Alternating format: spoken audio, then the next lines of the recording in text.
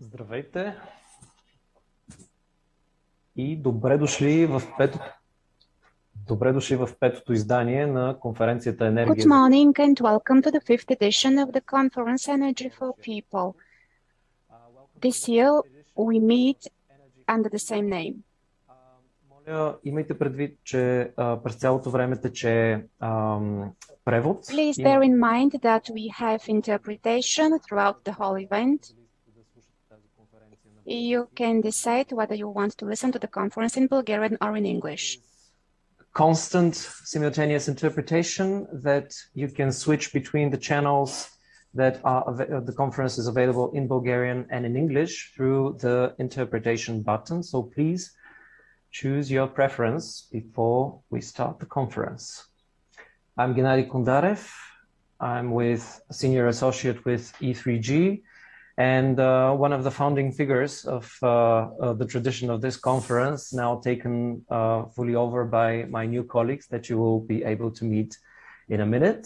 This conference is on since 2018.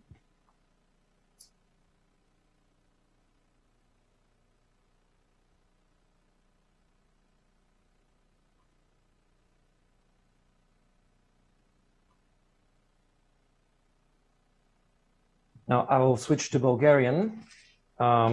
For this day, most of the facilitation will be fully in Bulgarian.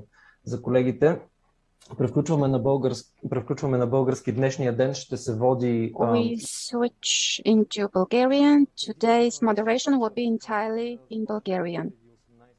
Our conference was first launched in 2018, approximately a year after launching one of the first programs in Bulgaria promoting sustainable heating for households.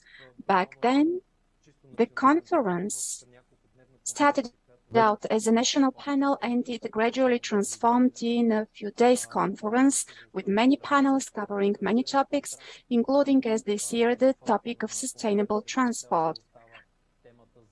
The main focus of the conference remains the topic of sustainable heating. This is a topic that has been neglected for many years. More attention has always been given to building renovation and housing.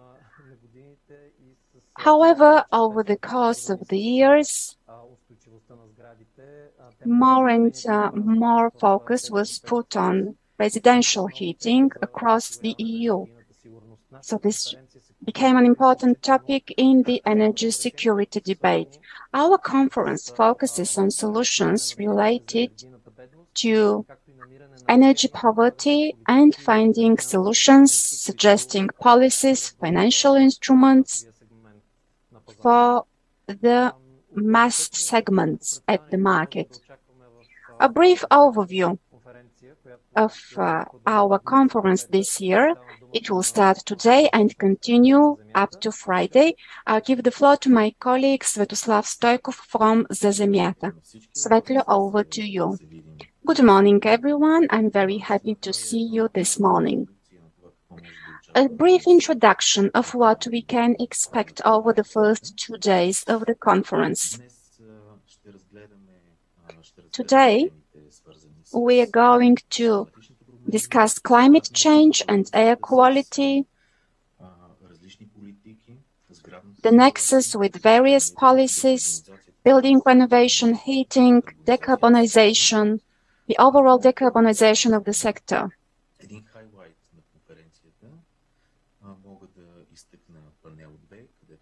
Panel 2 is something I'd like to draw your attention to. It's a highlight of the conference. We're going to debate air quality issues. We have two important speakers, Marisa Kortelan from CE Delft. Next, we're going to discuss EU policies. We're going to talk about Fit for 55, the current plan Repower EU, which became quite popular after the conflict in Ukraine, improving energy independence on our continent across the EU, and one more important topic, social climate fund and the emissions trading scheme, in particular including transport and buildings under the ETS. Tomorrow we are going to look at some of the directives. They are very important for the development of the sector and the decarbonization of heating. We're going to talk about building renovation, energy efficiency, the directive on buildings, and we are going to look at this situation in Bulgaria. What is the potential for renovation? How can we improve our buildings and our heating sector? Can we do it at the pace that we need to do it? A highlight of tomorrow's debates will be heat pumps and their role in decarbonizing the heating sector. We will conclude tomorrow's debate with some interesting examples. We're going to talk about renewable energy sources heating programs in Serbia, and we're going to hear about some interesting local projects. Gennady, over to you. Next, day 3, our topic is entirely decarbonization of the heating sector. On Wednesday, we will be able to hear everything related to decarbonizing the existing networks, where the countries in our region are as regards district heating decarbonizations. Are there any projects at all regarding decarbonization in Southern Eastern Europe and Eastern Europe? A very interesting discussion panel with speakers from NGOs and representatives of the business. We're going to discuss the way forward, what can realistically be implemented regarding decarbonizing of the heating sector.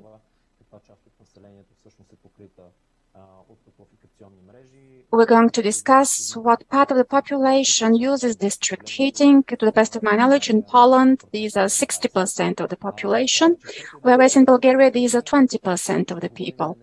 On Thursday, we're going to discuss energy poverty. We are going to look at examples of policies aiming at combating energy poverty. On Friday, Svetlo will let us know what is the situation with sustainable transport.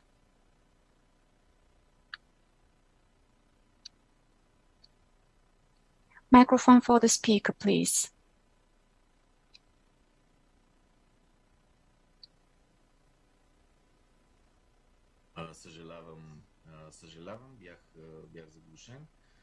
Apologies for my mic, which was muted, says the speaker. Now let's proceed with the conference. On Friday, our topic will be clean air, climate change, and the nexus with urban mobility. A number of interesting panels, 2 panels. We are going to discuss challenges to sustainable urban mobility. During the second panel, we will discuss possible solutions that we could implement, some good practices, some success stories in the area of urban mobility, and solutions that we can apply here in Bulgaria.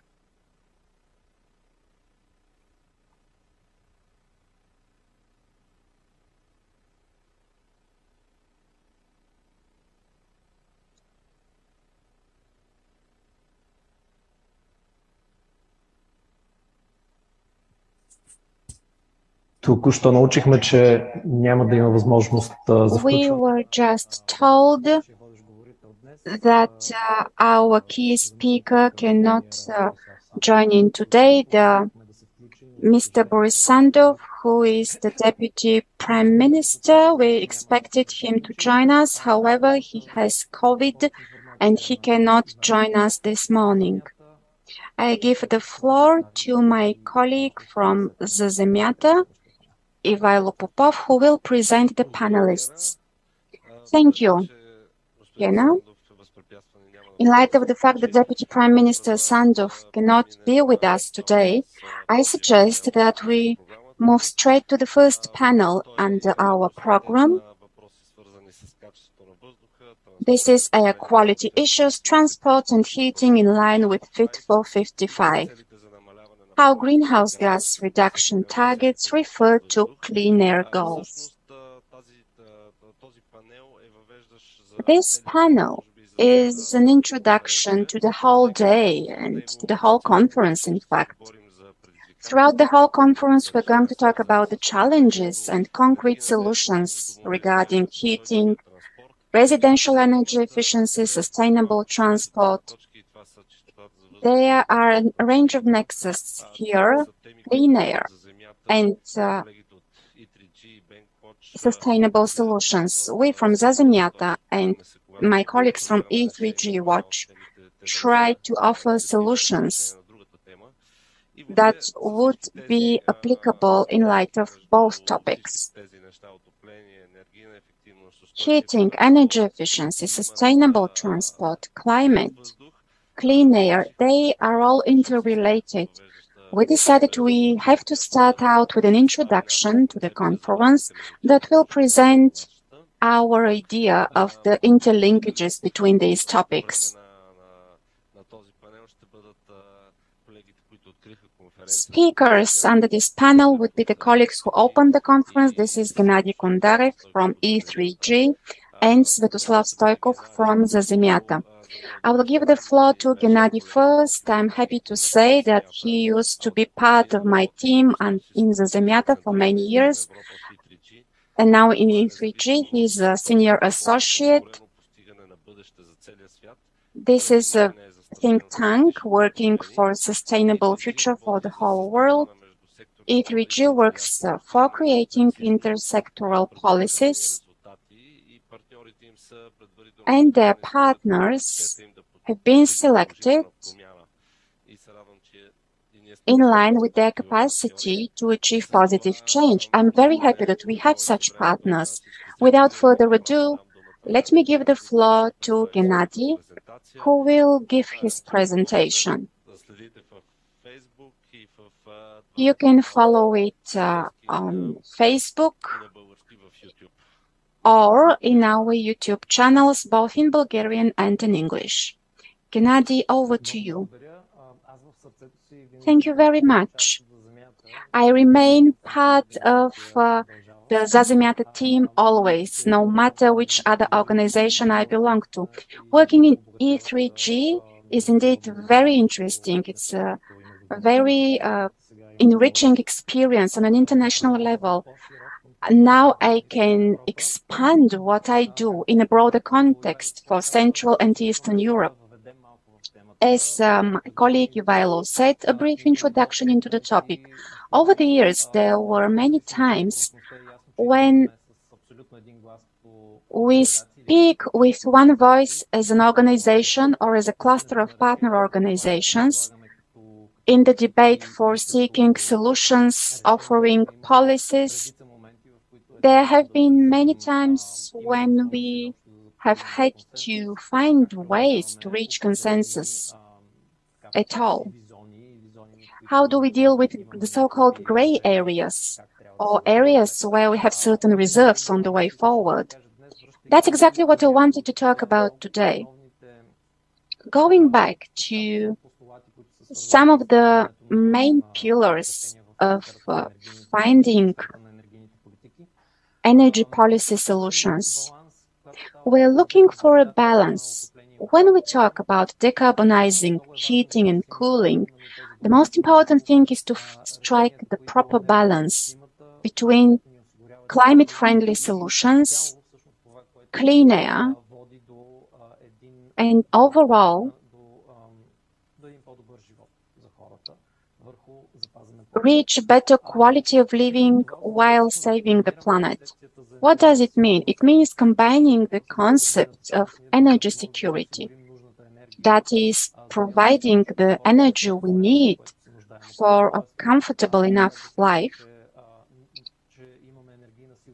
In other words, we cannot say that we have energy security if we cannot provide enough energy 5 days per year and people freeze throughout these 5 days, or when there are extremely high temperatures. And these extremes happen as a result of climate change. These solutions have to be sustainable. What do we mean by this?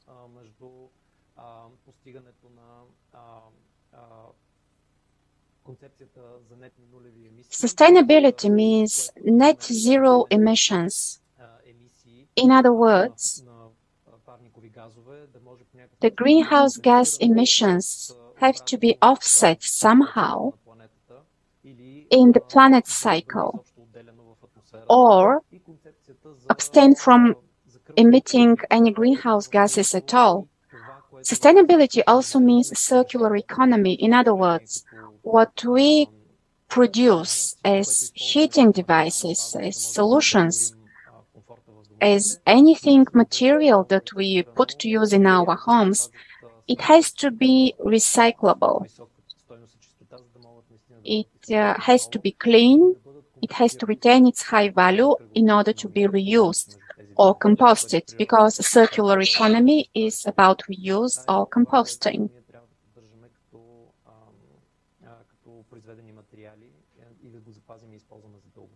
We have to be able to reuse what we produce and use it for a long time. And of course, cost efficiency has to be added to this mix. We have to always bear in mind cost efficiency. We cannot dream about some abstract high-end solutions that we cannot apply. The good news is that in our times, we witness more and more technical solutions every day.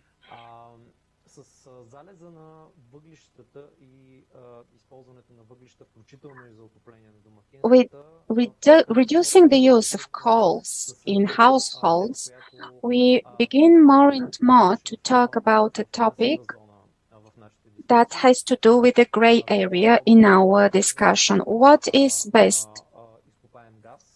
To use fossil fuels for heating, which would provide us with comfortable life and is more flexible in terms of different appliances and our ability to use heating.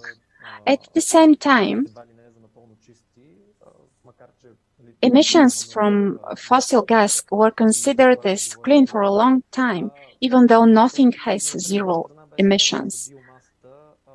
Then biomass as a fuel that is widely used. It is relatively available on the European continent. However, when biomass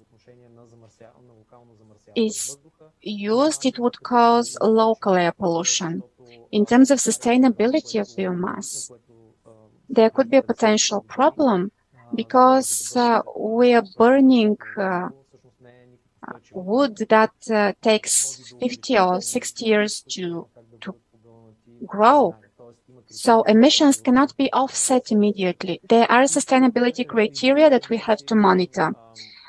The other trend outside of this gray area was a very clear trend for electrification.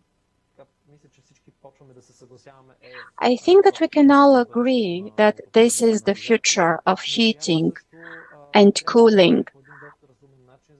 However, we have to be sensible about it in order to avoid power peaks in the energy system. Furthermore, there is seasonality in Europe, which is a considerable challenge, so we have to find a solution. What do we do with seasonal peaks? when it comes to heating and cooling. Както казахме, по отношение на локалното As regards the gray area about fossil fuels, this is not an ideal solution, despite the fact that we have a much lower carbon footprint, maybe half, if we have local combustion. We, however, have a lot of issues related to all the stages from getting the resource to using it. We also have a lot of methane gases released. And unfortunately, as regards natural gas, we're going to have a much worse carbon footprint than coal, for example. So in this regard, using natural gas and doing so flexible is possible. We believe that this would have been our transition fuel, but on one hand, we have more solutions that make this something unnecessary. And also, this is an intermediate solution, and this is a temporary solution which does not provide ground for the huge investments required. We also have the new geopolitical reality.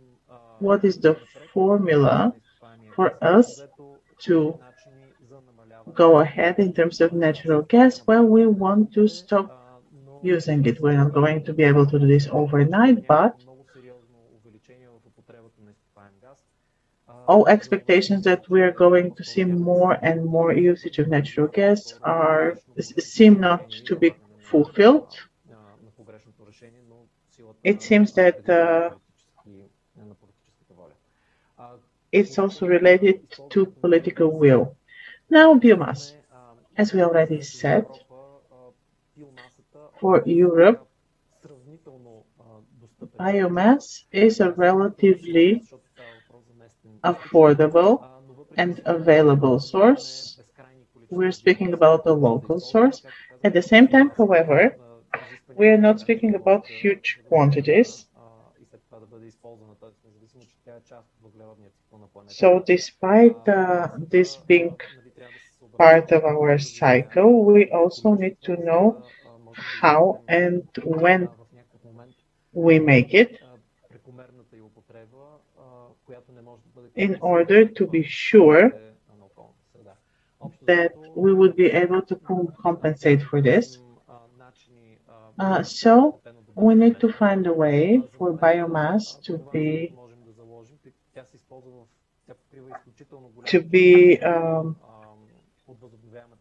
changed with something else. Currently, this is a lot of the renewable energy we have. We need to do this according to our sustainability criteria, and we also need to have very little biomass in terms of domestic use, maybe for the coldest months of the winter. Otherwise, we will need to reach some peaks in the usage of electrical energy. We also need to make use of it in a modern way to create clean combustion and to have minimum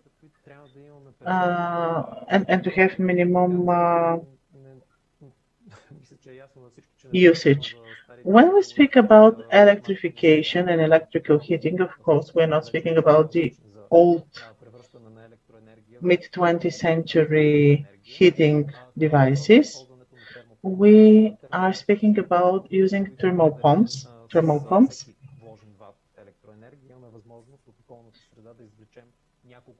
For each and every watt we input into them, we're able to get 2 or 3 times more from nature. Thermal pumps become more and more the best solution for providing household comfort. At the same time, however, we need to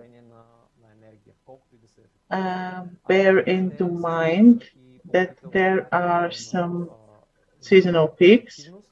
They also lead in terms of energy efficiency. And when we speak about heating storage, they also help us. We also speak about using carbon, not in the household, but in the big facilities, creating energy, and later we can use this energy in the thermal pumps. Maybe this is the future formula for Europe. And my last slide, there is nothing that has zero impact. All of the solutions we have considered aren't that perfect, but this should not stop us. We should have a mix of the different alternatives. This is how we should go ahead. We are trying and searching and actively experimenting until we are able to create, with time, better and better solutions that actually comply with our available resources, with the dynamics of our planet, and with the principles of circular economy. Thank you very much for your attention. I think I'm a little bit over my time. Yes, a little bit, but I believe that this was a very interesting presentation. Now we are going to go to the second presentation. It has a lot to do with what Gennady just told us, especially in terms of heating. Our presenter would be Sladoslav Stoikov, who is in charge of the Rehabilitation of Buildings program. He is very much interested in a lot of things, including sustainability, architecture, and he also has a lot of experience in the academia, but also in the business. He has worked a lot in terms of heat and cooling, heating and cooling, and also biomimicry, something very interesting. He has been involved very much with a lot of projects, and he's going to tell us more about the climate change, the energy renovation, how we approach the topic of heating and everything like this. Hello. I'm going to focus shortly on climatic change, clean air, and building rehabilitation and renovation. This is something like an introduction to all the topics we are going to focus on during our conference and all its panels. I would like to start with something very basic. I would like to start by mentioning some of key European legislation acts that actually affect us so about the things that Gennady just mentioned and the things that I'm going to mention. In 2019, and also in 2020 when it was approved by the European Commission, we had the adoption of the so-called EU Green Deal. What does it mean? It is a tool for the green transformation of the European Union. We speak about various different things, including the industry. The idea is that we should have climate neutrality until 2050. Then we have another thing, the renovation wave strategy, adopted in 2020. The idea is between 2020 and 2030 to have 35 million buildings renovated by the year 2030. The idea here is to have maximum levels of energy efficiency, to decrease the so-called energy poverty, and also to decrease the greenhouse emissions in this sector. But what is it that we need? What we need is to accelerate the rates of building renovation in order to be able to meet the ambitious goals of the EU Green Deal and all the related EU legislation. Last year, in 2021, was adopted the so-called Fit for 55 package. The idea here is to bring into line the EU level laws with the EU level climate goals. The idea is to achieve all the results and ambitions in the EU Green Deal. Thus, we would be able to contribute to neutralizing climate change and achieving climate neutrality by 2050. About the buildings and the regulations concerning them in terms of neutrality, there are three very important documents. I will just briefly dwell on each of them.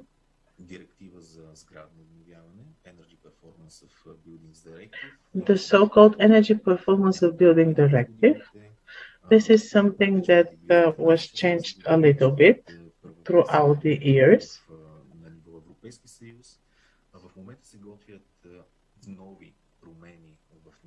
The new changes and amendments that are currently being implemented actually would like to level this directive with the EU Green Deal goals. There are negotiations underway as to what we should include in this directive, what we should exclude, what would be the new goals about the continent of Europe. There are two more very important documents. Energy Efficiency Directive. We're going to dwell on it later, and there's going to be a special presentation for this directive in the next few days. And then another thing called Repower Eu Plan. This is something that happened as a result of the war in Ukraine. The main idea of this plan is to help Europe achieve energy independence. When we discuss buildings and their relationship to the quality of air, to climate change, we should actually mention why do we focus on this. This is something that is very important.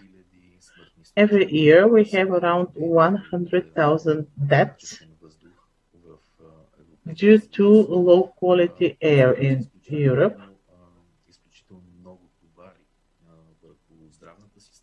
This exerts an enormous pressure on the public health here, and also in the building sector. We need to be aware that 1/3 of all annual greenhouse gas emissions come from building in the EU. And this is something that we need to discuss and bring to the forefront. Another thing, over 50 million Europeans live in energy poverty. What is it that we need in order to combat these negative consequences? First of all, to accelerate the renovation rate to at least 3%, then to adopt the minimum energy performance standards of existing buildings. The idea here is to provide for adequate levels of financing and funding, and also to provide people with the necessary tools. We need to prioritize the low-income households, the so-called energy poor in Europe. What would be the benefits? The benefits would be that we would be able to overcome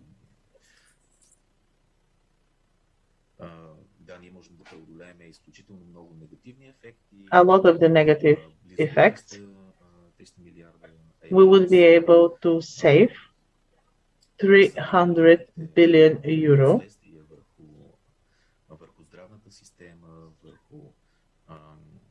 This includes all the negative consequences for the healthcare systems and for different economic systems within the European Union.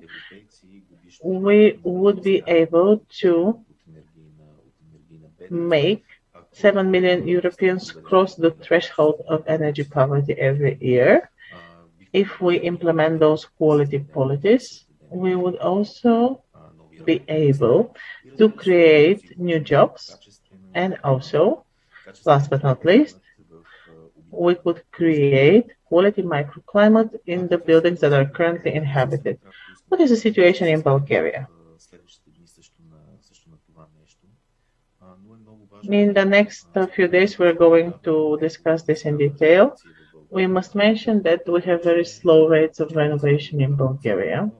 4.2% of the multi-family buildings in Bulgaria have been renovated in the last 14 years. This means that we're very, very slow in this process. So we made some calculations with our colleagues, and they told us that if we continue with the same rate, we will need an additional 200 years in order to provide full renovation for all the buildings in Bulgaria.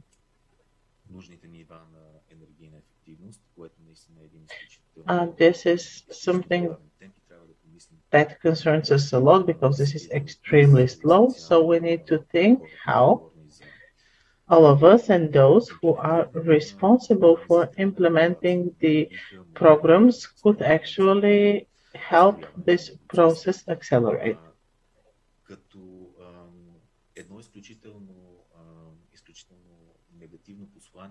Another very negative message in the last few years is that we had the 100% grant aid, 100% financing for building renovation.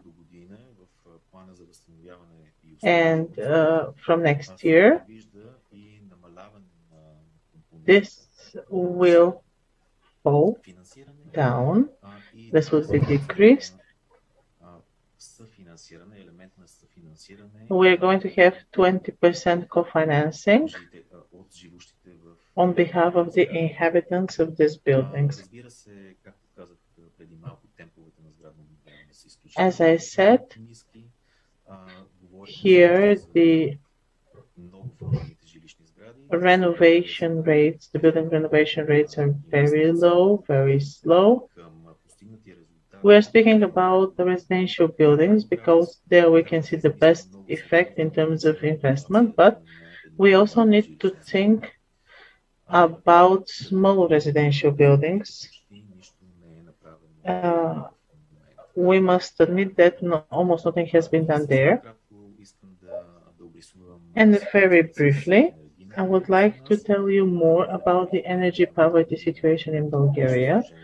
Last year, we created a very interesting sociological survey. We are going to tell you more about it during the fourth day of our conference.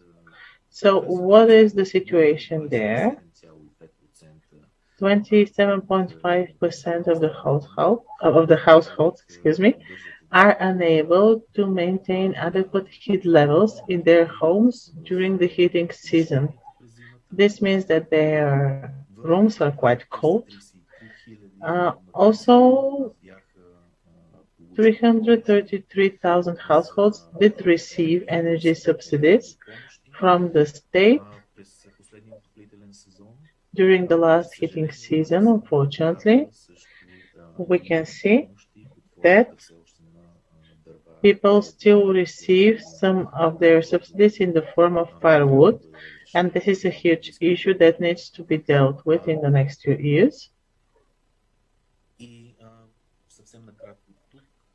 shortly about our sociological study or survey in 2021. The main conclusions are that there are barriers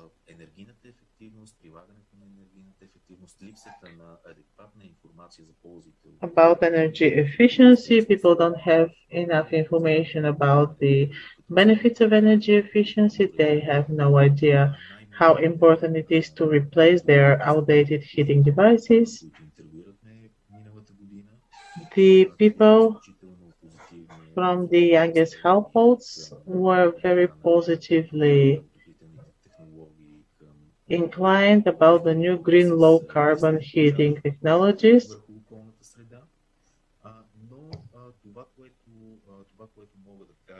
What I can say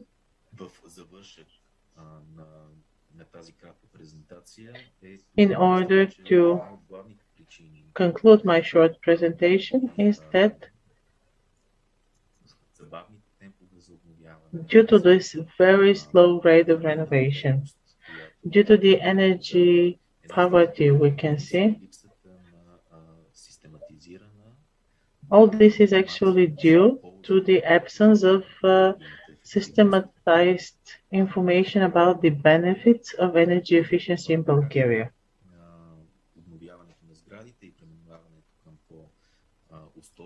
People do not know how the renovation of buildings and using more sustainable heating and cooling of technology would benefit them. This lack of information, this lack of awareness is one of the reasons why the rate of building renovations are so slow. This is another topic that I would like us to discuss during this conference. We have this one-stop shop idea, but it will be discussed during the fourth day of our conference. So this was everything I wanted to tell you so far. Thank you, Svetlo. It was very interesting indeed for me to listen to your presentation. Now we have a brief discussion panel. We have not set aside a session for Q&A with the audience. This is the only panel that we have failed to do that, but you will be able to ask your questions later on the specific presentations. Listening to your presentations, two questions sprang to my mind. Gennady, you talked at length about the need for an energy mix, which will be more sustainable and would give us a more broad picture. I would ask, is there anything specific for Bulgaria related to the energy mix regarding cleanliness of air, water, biodiversity? My second question, Svetlo explained at length the situation regarding building renovation in Bulgaria. A special focus regarding heating. If you have information about Bulgaria and the region, what is the situation when compared against the EU? Any perspectives for the developments in heating? My questions are addressed to both of you. Whoever would like to take the floor is welcome. Svetlo, if you would allow me, I will start. Значи, аз първо исках нещо във връзка с презентацията на Светло да кажа и то, че това е въпреки че представлява картинката в момента в България, това е нещо, което почти идентично може да бъде наложено в страшно много страни в региона. В една или друга степен. Но проблемите са едни и същи и за това се струва да продължаваме да правим този форум всяка година, да търсим решенията и да се вдъхновяваме взаимно между държавите от региона с именно решения, които работят в Централна и Източна Европа и в Юго-Източна Европа. По отношение на микса за България, бих казал следното. Не знам дали можем веднага да дадем формула за идеалния микс, но както в моята презентация казах, това не е причина за бездействие. Защото на пазара има решения, които са достъпни. Може би не идеалните решения, но има с какво да започнем своите програми и да продължим постепенно.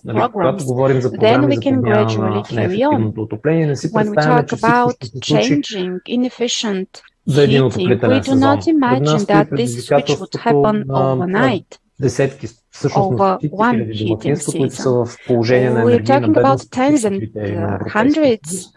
Имаме немалки топлофикационни системи, които всъщност също не могат да бъдат реконструирани в рамките на няколко месеца. Това са неща, които изискват много сериозно планиране и по отношение на инвестиции, и по отношение на начина, по който чисто технологично ще се случат тези процеси. Но искам да споделя нещо интересно, което всъщност малко ще светя с отразена светлина, защото е изследване на за Земята, но колегите за Земята направиха едно възлагане на инженери предходната година в търсене на какво е най-доброто решение по отношение на полагане на термопомпи в домакинствата в страната. Кое е изгодно, какво може да се направи, за да можем да вървим в посока, в която може да ги направим пазарно смислени. Това, което всъщност не знаехме преди старта на това изследване, е, че България може да не е Гърция, ние имаме студени зими, но тези зими с този най-студен период на зимата доста кратък, буквално няколко екстремни дни в рамките на под 2 седмици почти за всички региони на страната. Всъщност това е времето, в което ние имаме предизвикателство по отношение на отоплението и може би трябва да мислим за преразмерени термопомпи. Но всичко останало време всъщност ние можем да си позволим едно комфортно отопление, когато става въпрос за електрификация, дори с не искам да звучи като реклама на неоптималното решение, но дори с климатици висок клас. I don't want to advertise non-green solutions, but high-class air conditioners could use a power sensibly while providing for comfort. Може да се търси вариант What of the other winter days in Bulgaria? Could biomass be used efficiently? Or something that we researched as a possibility. There is a lot of sunlight even in very cold winter days.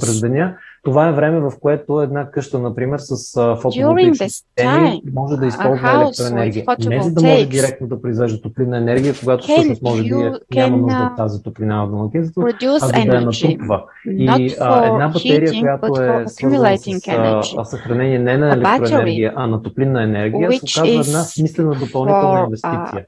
Почти всяка термопомпа е снабдена с Almost every heat pump has a buffer да не се включва и изключва постоянно, that prevents it from switching on and off all the time, which ние имаме възможност в този случай през деня, когато имаме излишък от фотоволтаична енергия, да натрупаме топлинната енергия и да ползваме вечер и през нощта, когато може да се окаже, че в електроенергийната система има пикове и ние искаме да тушираме тези пикове. Тоест, едно доста достъпно, включително лесно за произвеждането в България, смарт грид решение.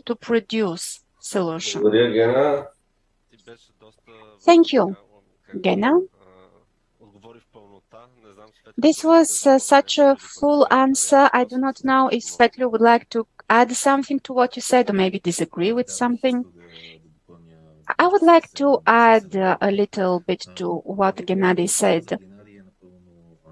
What he said is completely right. I'd like to make a clarification though. The higher the energy efficiency levels of buildings are, the smaller the heating losses.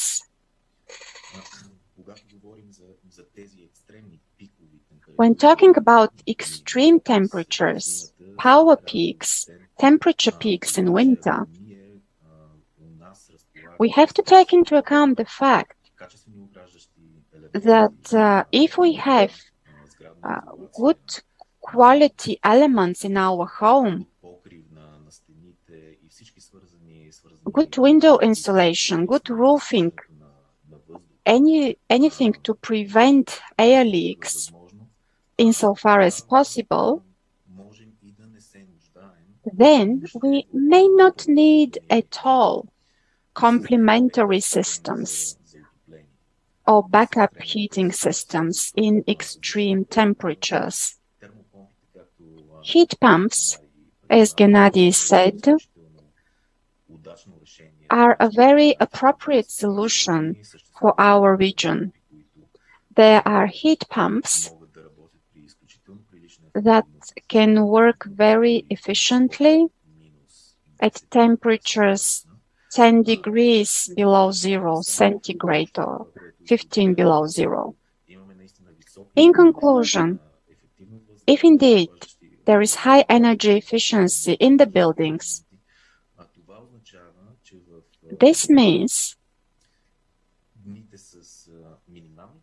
that in days with very low temperatures, the system might not be able to provide for the necessary 20 degrees temperature.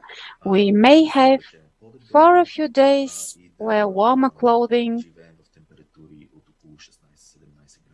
and live at 16 or 17 degrees centigrade in these days. And this is not something that we would do at a great effort.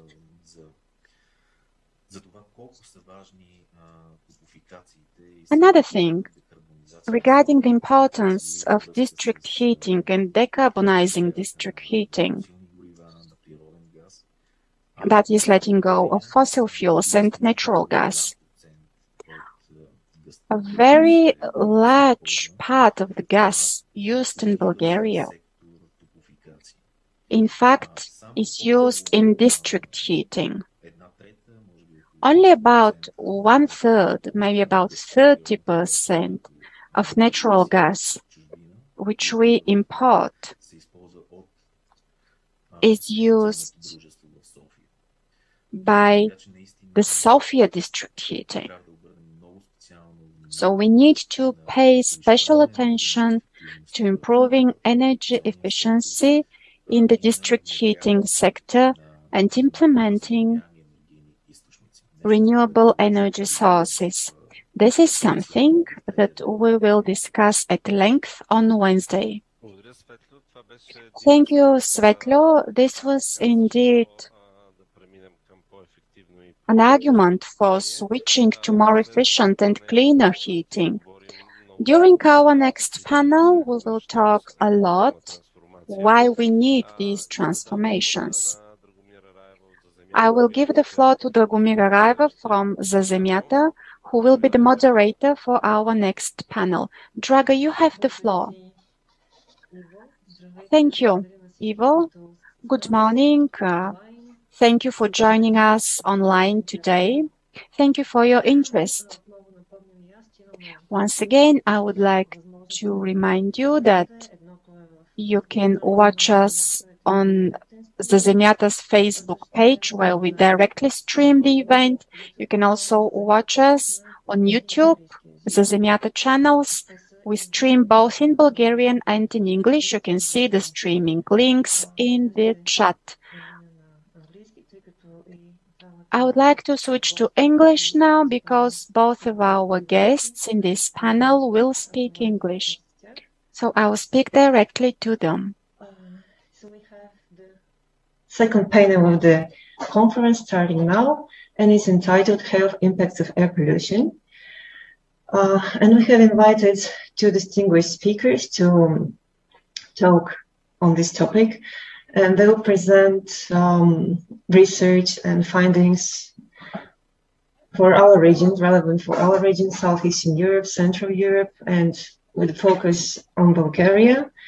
we have with us Pallavi Pant from the Health Effects Institute in Boston, and we are expecting Marisa Korteland from CE Delft, who will also join us. There is a lot of research and scientific evidence which has been done on the topic of health impacts and its related other social and economic costs of air pollution. But this research needs constant updating because the conditions we are working in and we are living in are constantly changing. So Pallavi and Marisa are leading research in this domain. Our first speaker will be Pallavi. And Pallavi is an Indian scientist who is a senior scientist at the Health Effects Institute right now at the moment, where she heads the Institute's Global Health Program. She has been working on the topic for more than 12 years in research and public engagement on air pollution, particularly in low and middle income countries. Pallavi's research has focused on urban air quality, including source apportionment and exposure monitoring and assessment. Today, Pallavi will present two abolitioned scientific works of the Health Effects Institute, and namely one of their reports on the state of global air, with focus on Central, South, and Eastern European countries, which was published in April this year.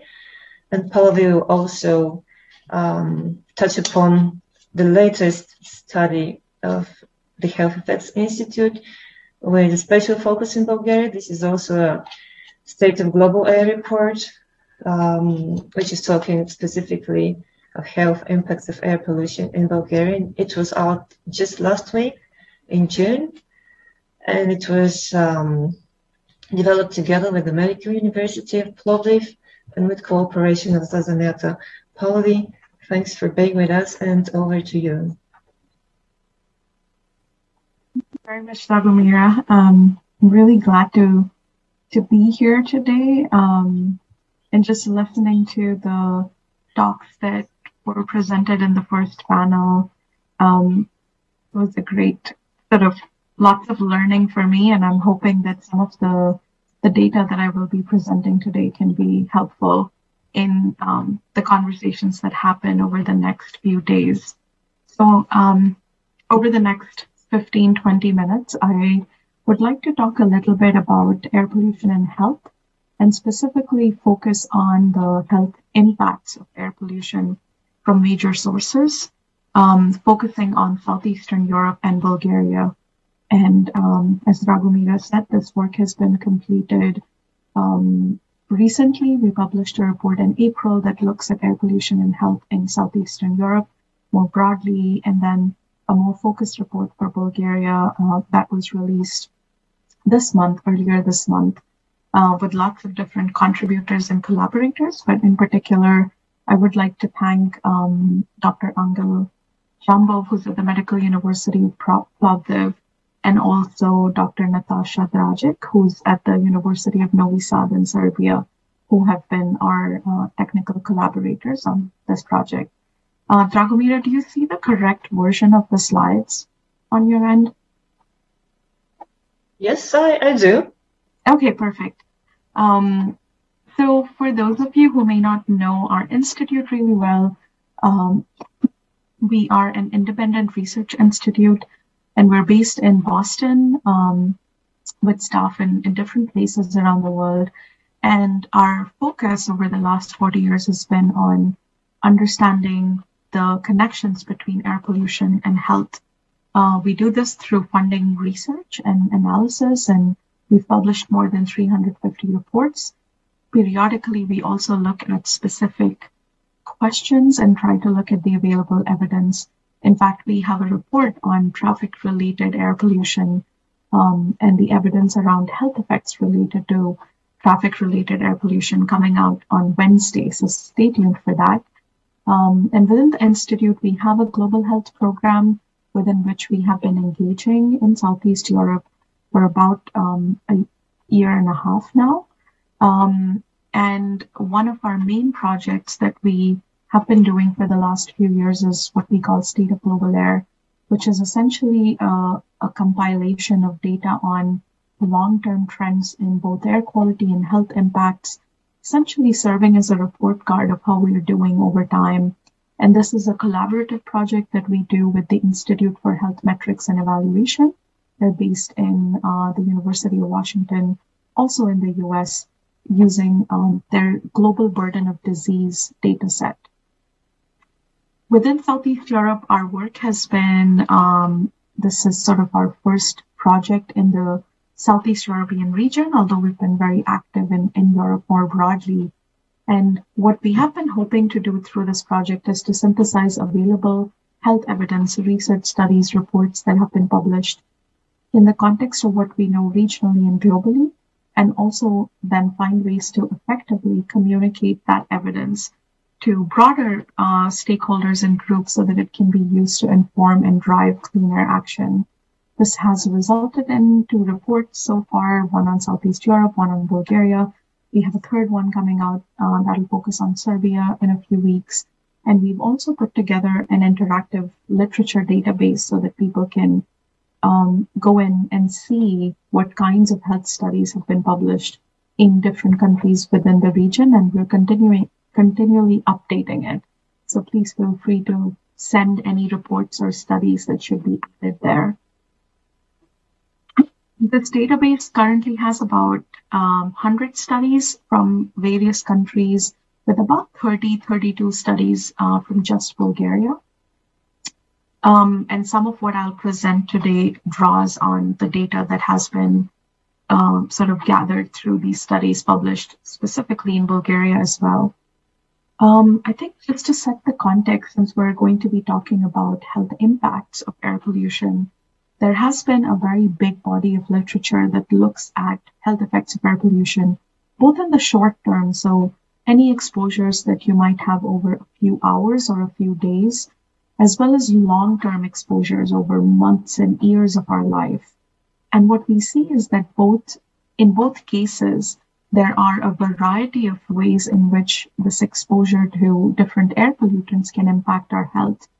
In the very short term, it can be in the form of difficulty in breathing or, eyes feeling watery. People who have allergies may feel, aggravation in allergies or asthma if they have that.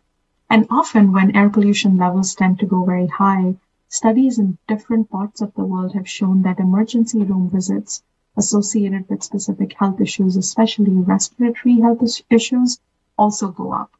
In the long term, I think we all continue to hear about the role that air pollution can play in poor respiratory health, lung diseases, also heart diseases, and increasingly we have ample evidence that air pollution exposures over months and years of our life can result in diseases like diabetes, stroke, lung cancer.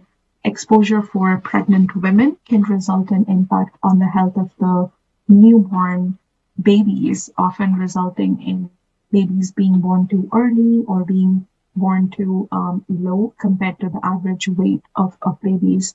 And there's growing evidence around the impacts of air pollution on our brain, on kidneys, and other parts of our body. Again, just thinking of the broader air quality context, last year the World Health Organization released their updated guidelines for air quality. And what we see based on those new guidelines, which said that the PM 2.5 guideline would be 5 micrograms per meter cube, down from about 10 micrograms, means that across Southeast Europe, people are continuing to get exposed to high levels of air pollution, often and almost always exceeding this WHO guideline for healthy air. Even if we think about some of the interim targets that WHO introduced, they put in place 4 interim targets to help get countries progressively closer to this guideline value of 5.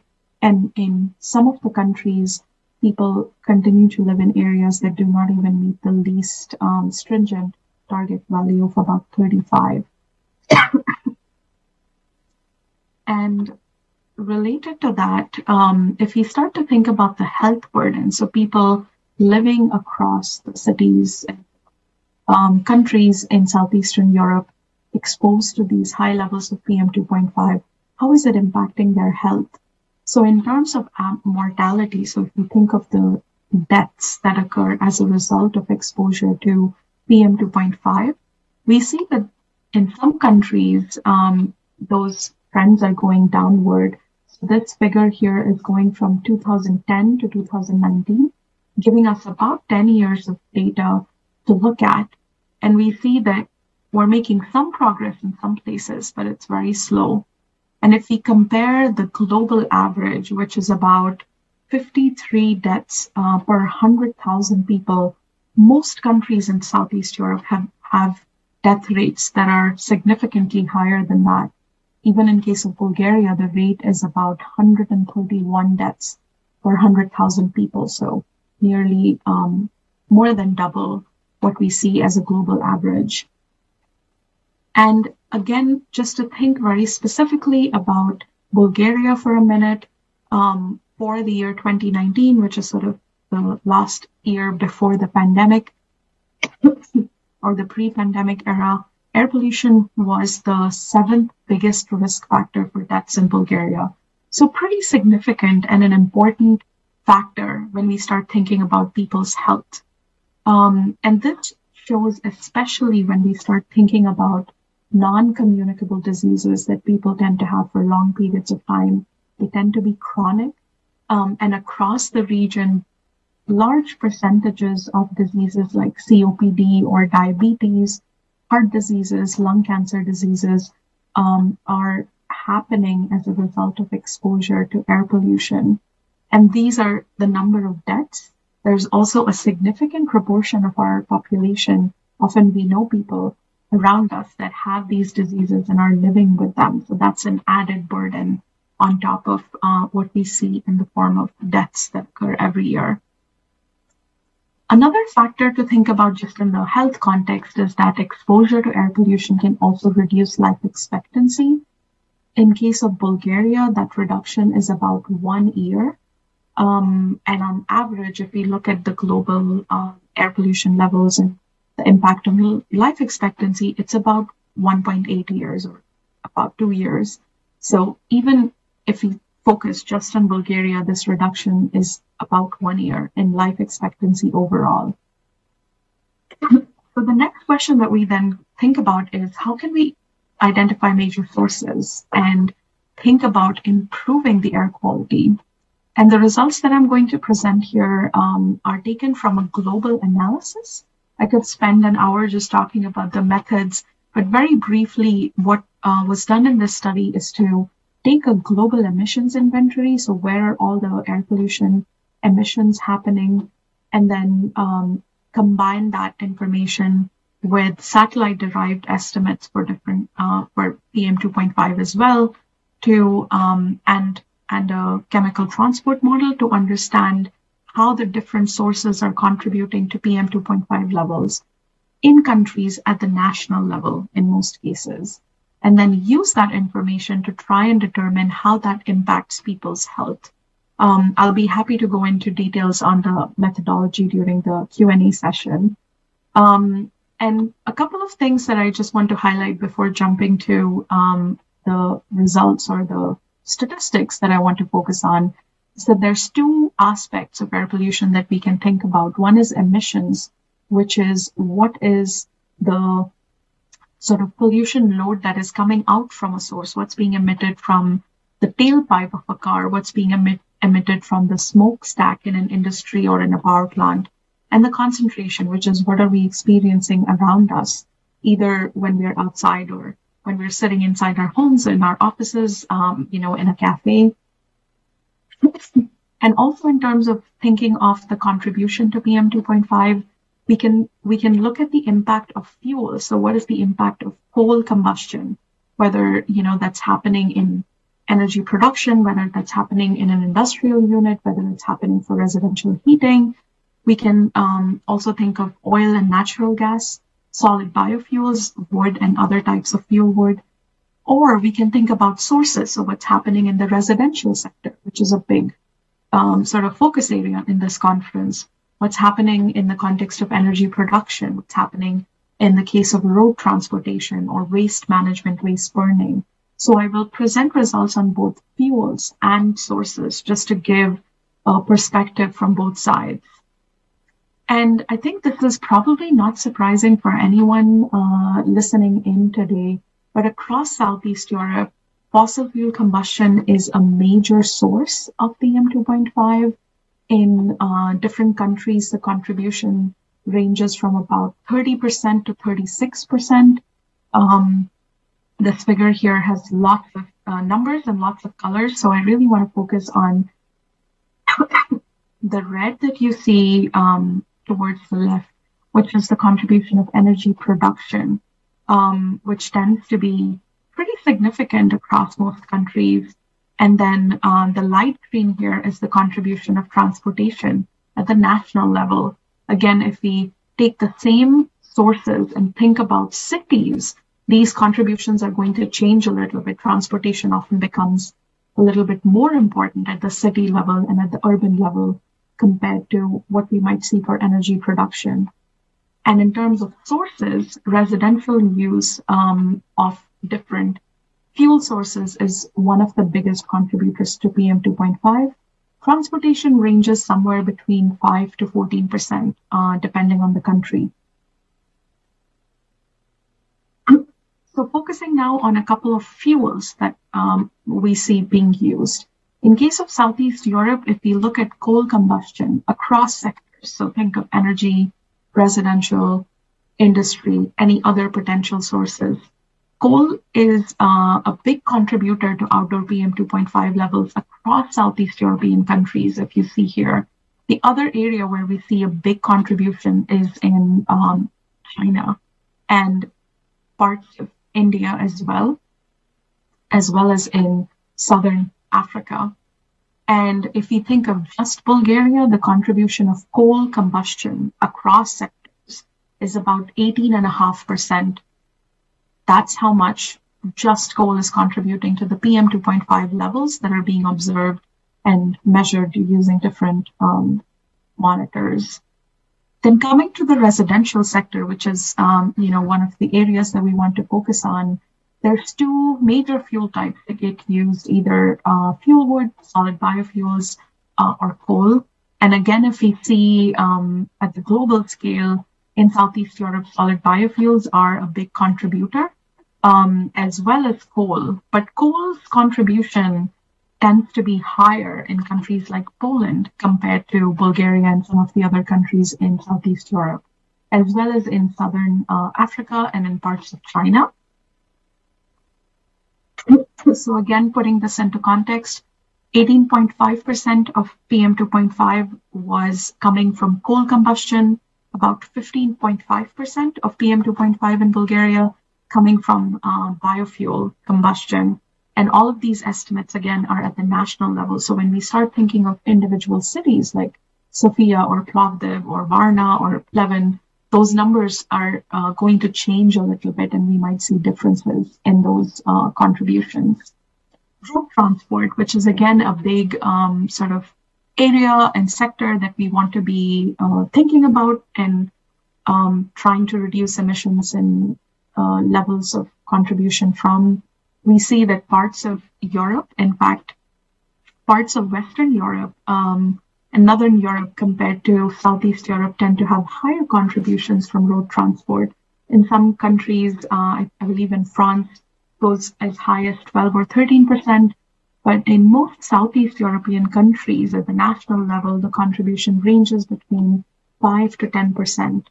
And again, for Bulgaria, the overall contribution of road transportation at the national level is about 6%, but it changes when we start thinking about cities. So what's happening over time across different sectors and across pollutants?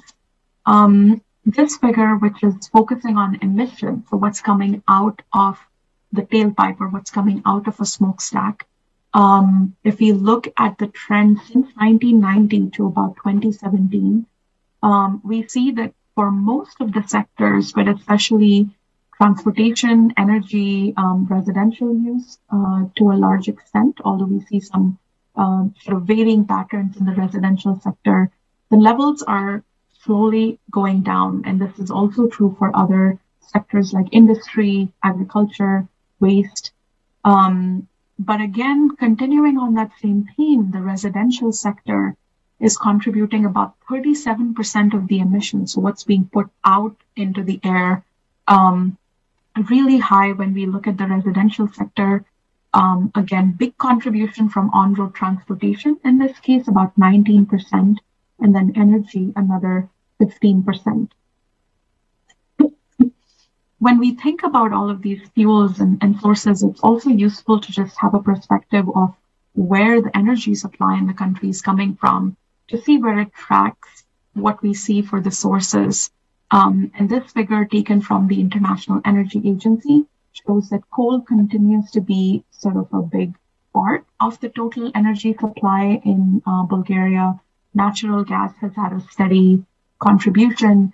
And if you notice here in the yellow, it's the biofuels and the waste contribution, which again, since the 1990s, tracking till about 2018, has increased in proportion over time.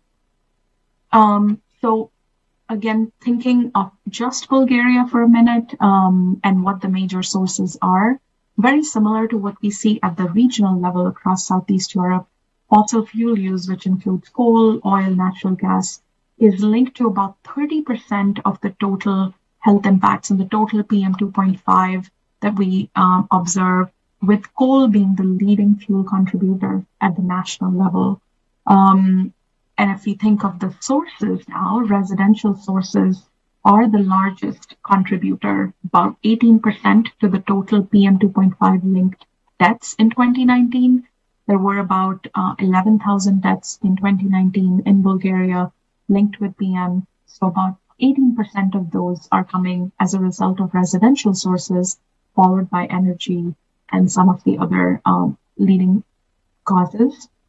And again, as I've been saying, at the national scale, we tend to see these results. But what's happening in the cities? If we look at the data on emissions, what's coming out from the individual sources across cities, Sofia here seems almost like an outlier. But even for the cities, what we observe is that residential sector, and in some cities, depending on how close they are to industrial clusters, residential sector remains the leading emission source. And a point that I want to highlight here, based on the literature or the studies that have been published, is that for Sofia, transport was found to be the dominant source for PM10 based on a modeling analysis that was done and published in 2021, with about 80% of all PM10 being attributed to transport in the city. So in conclusion, I think highlighting some messages that are behind these numbers, the health impacts related to air pollution are pretty high in case of Bulgaria. It is an important factor for us to be thinking about. And there's growing evidence within the country and globally that is telling us about the health effects that result from exposures to both short and long-term air pollution exposures. Again, fossil fuel use is responsible for about a third of all health impacts that we see in Bulgaria based on this analysis. And therefore, thinking about integrating the air quality, energy, and climate policies will help us to think about how we can bring in the most health benefits for the population. And finally, these types of data and other data sets that I didn't talk about today, but hopefully others will bring up as well, can help policymaking, can help identify which policies make the most sense, which sectors we need to intervene and think about controlling the emissions so that we can continue to make best decisions from the air quality perspective, climate perspective, and also the public health perspective, which is very critical. So with that, I will thank you. And again, thanks to Zazemiata for this opportunity. And I'll be happy to answer any questions. Thank you very much, Pallavi, for this very extensive overview of your research. both in Central and Southeast Europe and in Bulgaria. Please stay with us because we'll take the questions after we also hear from Marisa Korteland. So we'll have a time for discussion, Q&A session after Marisa's contribution. Really amazing what the Health Effects Institute is doing, and having in mind, Pallavi, that you have not been in Bulgaria and you are talking with such a deep understanding about the situation here is very impressive to me.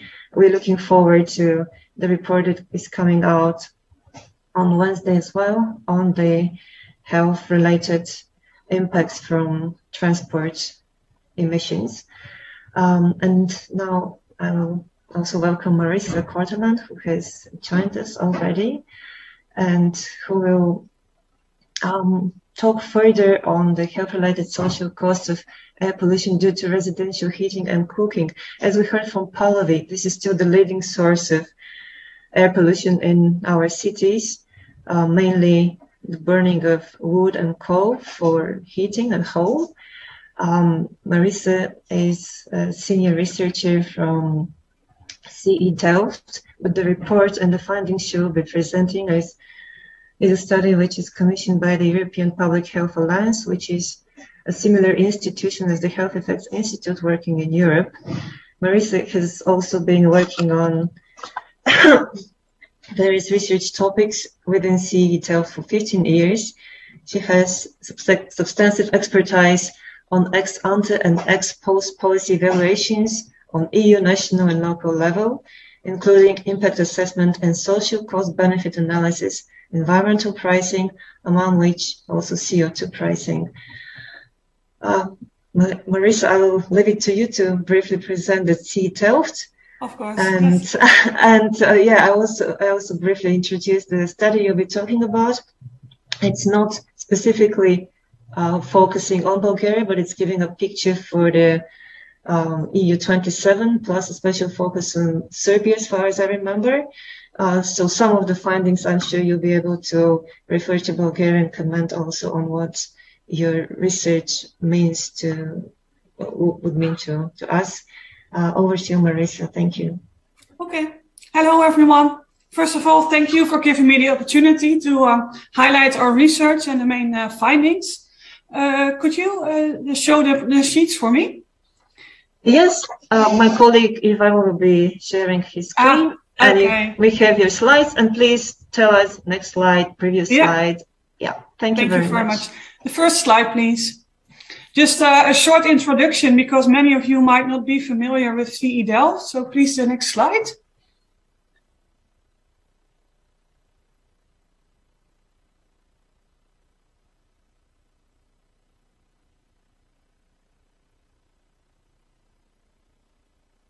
Yeah, we are now on. Yeah. Thank you. I want to tell you something about the study and the company I work at. Then something about the methodology of our study, the main results, and further research questions that still remain. And finally, I want to answer any questions, but there's a separate part of this day for after this presentation. You have the opportunity to ask questions. Next slide, please. Just a quick word on CE Delft. We are located in the Netherlands, and we've been doing independent research and consultancy with respect to sustainability for quite some years now.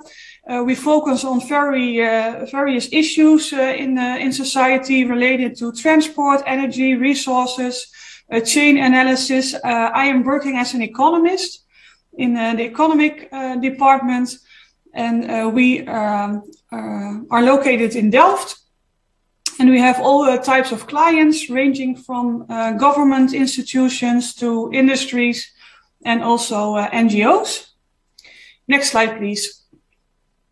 Well, first of all, the former speaker also pointed out that there are various sources of air pollution, of which cooking and heating is an important one. And she also showed that it has quite damage to human health. What we see in practice is that since no financial value is attached to these impacts, you see that they are often not considered by policymakers, and that's really a pity.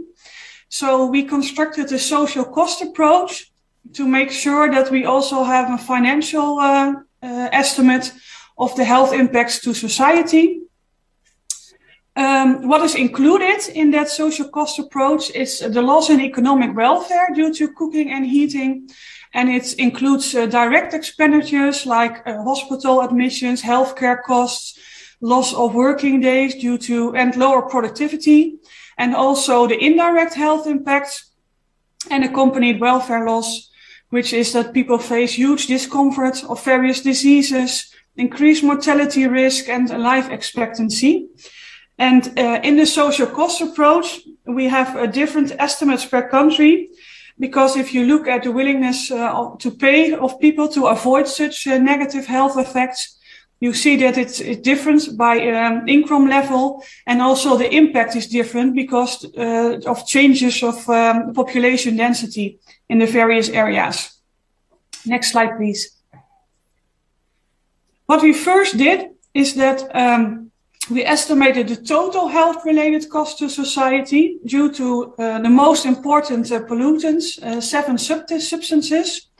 And we considered the direct emissions at home due to combustion or energy and electricity use, and the indirect emissions. And those are relevant for electricity and heat use because emissions do not take place at home, but at the generator production plants. We considered the European region as a whole and also conducted 4 case studies. Unfortunately, Bulgaria is not one of them. But whenever possible, I will point out what can be said about Bulgarian, the Bulgarian situation specifically. First of all, we estimated the total cost estimate in euro per year, and we computed that by taking the total annual emissions that are in the national emission accounts of Eurostat. And we multiply those emissions by the social cost estimate per emission. Next slide, please.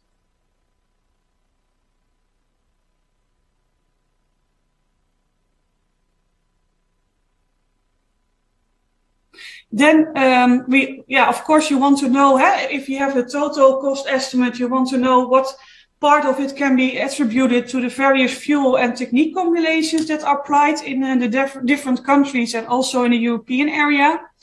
So we first of all estimated the contribution of each fuel technique combination to the total cost figure. And after that, we also constructed estimates per gigajoule delivered energy per appliance. So we took the emission factors of AMAP and again the social cost estimate. And because it's quite difficult to interpret those figures, we also wanted to add some context. So we translated those estimates into an annual cost per average household figure, assuming that every household uses an average amount of energy. Of course, it is very simplified, but just to add some context, we did it after all. And then finally, we looked at some alternative fuel technique options to give some idea what it would mean if you direct policies at switching to other appliances, what it would mean to the health-related social costs. Next slide, please. First of all, I mentioned that we constructed a total estimate for the European Union as a whole. The total social cost related to health, human health, is 29 billion euros. In terms of GDP, it's 1.2%, and which is quite logic. The most important part is related to direct pollution due to combustion of fossil fuels at home. And the minor part, but also important to mention, is the indirect pollution at the electricity and heat production sites. In the table below, you can also find the figures for individual countries. And Bulgarian, their estimate is much lower. It's in the report, and it shows that for the Bulgarian area, the total costs are estimated at 252 million euros. So it's much lower. And you can also see that these estimates are a sum of the total energy use, the emissions that are related to that. So it's also a combination of how much final energy consumption each household has, and also the type of appliance. So for example, in coal, I will show it afterwards. In Poland, you can see that a lot of coal is used. So even though the energy consumption would be lower, the health-related social costs to society are very large due to a relatively dirty source. Next slide, please. This is, I showed it for the European Union as a whole. You can see in the pie chart that the total health-related costs are divided by all types of fuel and technologies used. And you can see that the wood stoves, in which wood is considered a solid biofuel, you can see that 31% of the total social health-related costs are due to wood, the use of wood stoves. And the second largest contributor are coal boilers, which is not surprisingly. And what I mentioned before is that gas is also used in Europe, of course. But since the emissions are relatively low compared to wood and coal, you see that in the total cost estimate, their share is relatively lower. And the cleanest appliances are, how do you call it? Heat pumps. And they all fall under the indirect cost estimates. So it's much lower than the fossil fuel-based fuels. The national results also illustrate this. As I mentioned before, in Poland, there's a huge use of coal boilers, and they cover 74% of the total health-related cost, while they the share in final energy consumption is much lower than their share in the total health-related cost, because they are highly polluting. And in the other countries, Italy, Spain, and the UK, it's the wood-based techniques that are responsible for the highest part of the national cost estimates. Unfortunately, Bulgaria is not one of the case studies, so I cannot show you these figures for Bulgaria. So that's why I focused on the EU as a whole. Next slide, please. Then we also translate it into a cost to households. And you can also find then that coal boilers are responsible for the main the highest external costs. 1,200 euro per household a year is the figure that reveals the impacts to health. For wood stoves, it's 750 euro. Gas boiler, 30 euro per household per year, and heat pumps at the bottom, 10 euro per year. And the reason that heat pumps still have some cost is due to the fact that they use electricity, and depending on the electricity mix in each country, whether it's clean or not, depends how much indirect emissions are related to the use of heat pumps and the associated health impact. So, for example, if a country would only have fully green electricity production, then the health-related costs related to heat pumps would be zero. So the costs that can be reduced by using alternative fuel technique combinations, I will show you something about that later, and greening the electricity and heat production. So, for example, the former speaker also mentioned the use of coal to produce electricity. Well, that type of things, if you reduce the amount of coal, then you also reduce the health-related social costs through lowering indirect emissions at the generator plants. We also included a rough and indicative estimate of diesel. And if we consider the annual cost per household per year, we arrive at 210 euro per year of health-related costs. So it's you can see that coal boilers and wood stoves are much, much higher in terms of health-related costs per household per year. Next slide, please. Then I mentioned some alternative options. In our report, we considered the use of hydrogen boilers, both the green hydrogen and the gray hydrogen. And we considered a hybrid heat pump. You can see the current situation, which is the darker blue color.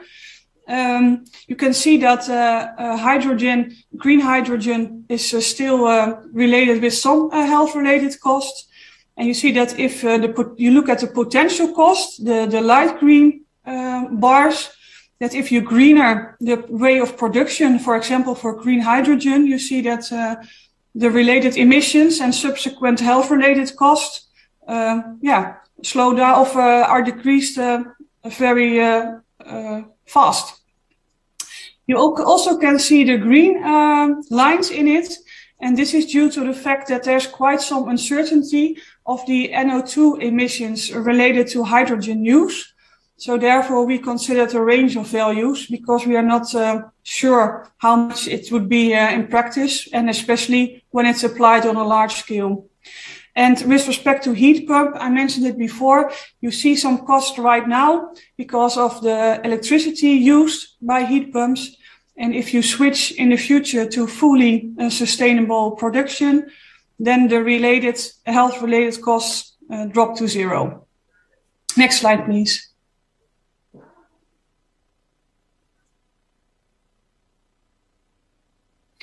Then I have some remarks on for future research that is needed. First of all, the estimates I just showed are only based on outdoor pollution. While especially with regard to heating and cooking, the impact highly depends on indoor pollution. But this is quite difficult to capture in a quantitative estimate because it depends on many factors. For example, the way of ventilation, how much space is in house, how much people live in it, how much time do they spend indoor. So there's great variety in aspects. So we need to develop a method to be sure that we can also estimate the additional impact of indoor pollution in order to come up with a total estimate which takes into account both outdoor impacts as well as the indoor ones. So it means that by just focusing on outdoor pollution, the figures I just gave are even an underestimation of the total health-related social costs. So it would be very nice if further research could be done on this aspect. Next slide, please. Well, finally, thank you for listening to this presentation. And if you have any questions, please let me know. Thank you. Excuse me. Thank you very much, Marisa. Thanks for making the link to the clean energy sources also for personal and domestic use, which is the central part of our conference. And we'll be talking a lot about heat pumps. I'm not sure we'll be talking about green nitrogen boilers so much, but maybe this is also covered in the topics to come. But definitely a great contribution that we're not only flagging out what the problems and the findings of the research is, but also what are the outlooks and perspectives for policy making and providing clean energy and clean fuel sources for the people. Pallavi, I hope, you're still with us. Just continuing on your final slide, Marisa, you outlined what is your vision for further research needed, but I also want to invite Pallavi because she's definitely promised us that she's staying still motivated and staying in the topic of Southeastern Europe and air pollution in Bulgaria. So do we need further scientific evidence regarding health effects and its related social costs of air pollution in Bulgaria? And if yes, what direction, what topics you would pinpoint it? Even from your perspective, what you would be interested in and what do you think is needed to to work on as scientific research and evidence on health-related effects and social impacts of air pollution. Marisa, you already commented, but if you want to further add something, you're more than welcome. Pallavi, yeah. Yeah, I think, I'll just start by saying that as a scientist, I think I'll always say we need more research because we never know enough. But at least on the question of health effects of air pollution, we have research from many places, many countries, and our lungs are all the same. So we know what exposure to air pollution does to our bodies and to us as a population and a society. So I think if you're thinking about doing more research to inform action, then we really know sufficient amount of, how air pollution is impacting our bodies and that we need to control it and we need to reduce it in order to improve people's health. I think the one area where we can benefit from learning more and doing more research will be in studies in Southeast Europe and in Bulgaria that focus on longer term exposures that are done with bigger sizes of populations, so cohorts, large administrative data sets, so that we can see what's happening at the population scale. And people are already beginning to think about studies like that. So I think in the next few years, we will see results of that nature. And one area that may be interesting, and I'm less familiar with it, maybe Marisa can, comment on it as well, is thinking about also quantifying costs associated with different interventions. So what's happening if you, introduce heat pumps in X%, or in X% of the population or in X% of cities? What are the health benefits of that? What are the costs associated with it? And what are the, savings we're going to have by reducing carbon emissions or by reducing air pollutant emissions, etc.? Because often those types of studies can be a good impetus for quicker policy action. And some countries do those types of analyses before announcing or before sort of deciding on what their policy outlook will be for the next few years or for the next decade, etc. So that may be another area where we can do more. But I think I would argue that there's sufficient evidence, at least on the health side, that we don't need to wait for more in order to intervene and sort of enact policies that will help improve the air quality and therefore people's health. Thank you very much, Pallavi. And this was just what I was going to ask next. But Marisa, over to you if you want to add something. Oh, I totally agree with you. And the main problem is that it's quite difficult to estimate if people switch to, for example, the heat pumps you mentioned, what it would mean to them exactly in their daily life. And especially because homes and things are so different all over the countries and even within a town. There's so much research, so little research about that. What would it mean exactly? It's always a large estimate. And and also with respect to outdoor and indoor pollution, it's quite difficult to avoid double counting the impacts. So we really need to work on from an economic perspective and the cost evaluation, work on the methodology for doing that in a scientific, responsible manner.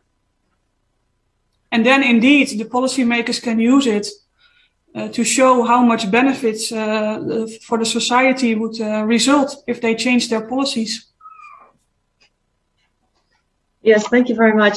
Marisa, you also commented on, as I said, I wanted to ask you both on how can we assess the health benefits improvements of air quality measures? And you said that this is an area you would like to work on, and that this would be valuable to motivate policy action and more stringent policy action in the region. So thank you for commenting on this, and thank you for being ready to work on assessing the benefits of air quality measures. We have a question also from the people who listen to us online, and there is a question from Ivailo Klebarov, who is asking, probably this goes to Pallavi, but Marisa also, if you are able to answer, could you comment on data quality in Southeastern Europe and what could be improved in this respect? Olivier, I guess you have been struggling with this a lot, but I guess, Marissa, you can also say a word on this. So the question is about data quality. Yeah, this is another, I think, important question, but often complex, because I think what, we've at least seen from the work that we've been doing is that over time, there have been improvements in the amount of data that is available, often because there have been supplemented measures with low-cost sensors, with passive samplers and other types of instruments. And at least on the air quality side, I think there are still advances to be made, both in terms of the data that is getting collected, the types of QA/QC processes we bring in so that we know that the data is good quality, it's capturing the right information. And also think about, as some of the sources change and shift, do we need other places where we should be monitoring air quality so that we know what's in the background? What are the average levels, then what are cities or specific sources adding on top of it? And one area that is becoming very important, especially as we think of these multiple applications of air quality data, is how easily accessible is the data to public, and whether it is for use by scientists and researchers, whether it is by use for policy making, whether it is for use by journalists, etc. How can we have this information available in ways that people both understand and can use? And I think the question around data quality is not unique to Southeast Europe. I'm from India. We have the same questions. How much data do we have available? What measures have been put in place so that we can trust that data? Whether these sites are, where they should be? So are we capturing the right levels of pollution or not? So I think it is an evolving conversation with definitely gaps that can be filled, and clear practices and protocols on how the data are collected, what process they go through for cleanup, because often this type of data does require cleanup. So what are the processes, for those? And then some standardization of processes can help there, with these types of information being available for people to read and, learn about before they use the data in any form.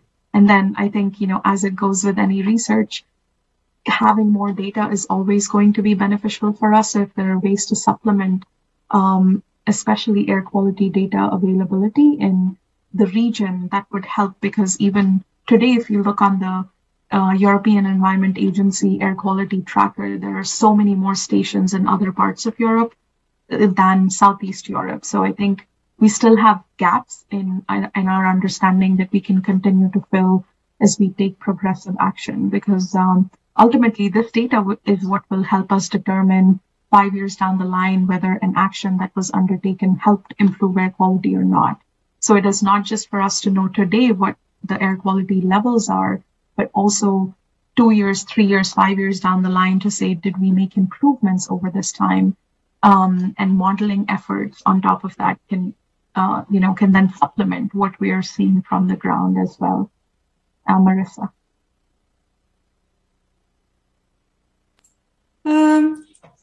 For us, we had some difficulties with finding reliable data, but it's mainly on a disaggregated level.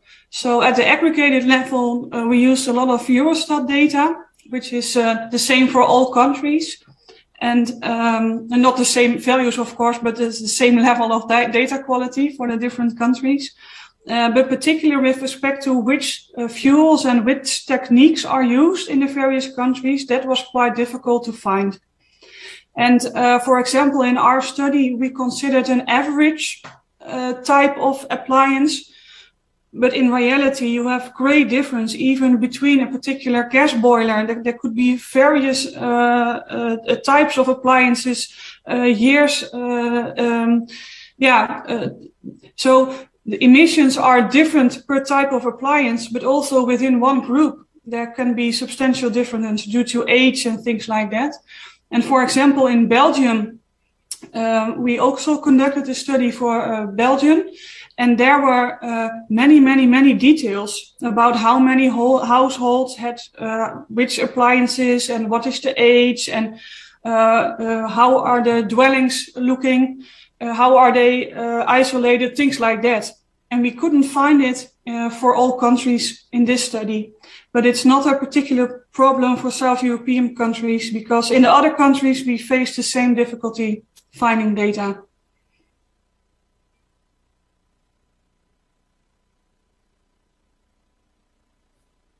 Sorry, thank you very much for answering this question. We have a comment in Facebook.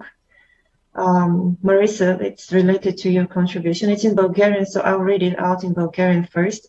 I hope you'll get translation. If not, I will also translate it for you later. So the comment is from Mikhail Bachvarov, who is saying, абсурдно е да се твърди, че ако термопомпите използват... It is absurd to think that if heat pumps are using renewable sources, we're going to have zero impact on human health. They include a lot of things like metals, like plastic components, and this has to be produced. And of course, it has its impact on human health. So did you get the interpretation?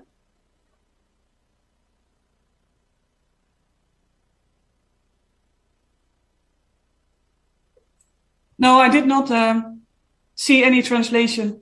Okay, no. So the question is about the lifelong resource assessment of the production of and use of the heat pumps. Mm-hmm. And the person who is commenting is saying that the production of the heat pump requires the use of rare metals or metals, plastic, cables, freons, and so on. So you have to count in all those production costs, which also have their health effects, so that you can estimate, so that you can give a right estimate for the health effects and benefits of using heat pumps with renewable energy sources. So the question is about weighing out the real impact of using heat pumps on. Yeah. Yeah, I guess you have considered this. So. Yeah, I totally agree. For this study, we only considered the direct impact, so the direct emissions of the various appliances, and not their impact of during the entire supply chain. So I fully agree with you, but related to this, in the context of this study, it was mainly about the use of the various appliances and what impact it has for the particular households, and not from an environmental perspective, because otherwise you also have to take into account, for example, the production of solar panels, mm-hmm. and the production of gas boilers. So I fully agree with you. If you want to have a full view of the sustainability of a certain technique and fuel also, you have to take into account a full life cycle analysis. But that's not done in the context of this study. Yeah, thank you very much for clarifying this, Marisa. Definitely broad shores for further research also regarding heat pumps. But this will be something which will be coming, as heat pumps will be the way we will heat and cool our homes in the future. So definitely this will be something which we'll be seeing, I'm sure, in the coming years. I don't see any other questions in YouTube and Facebook, but I would also take the opportunity to ask a final question from my side. And it also goes both to Marisa and Pallavi.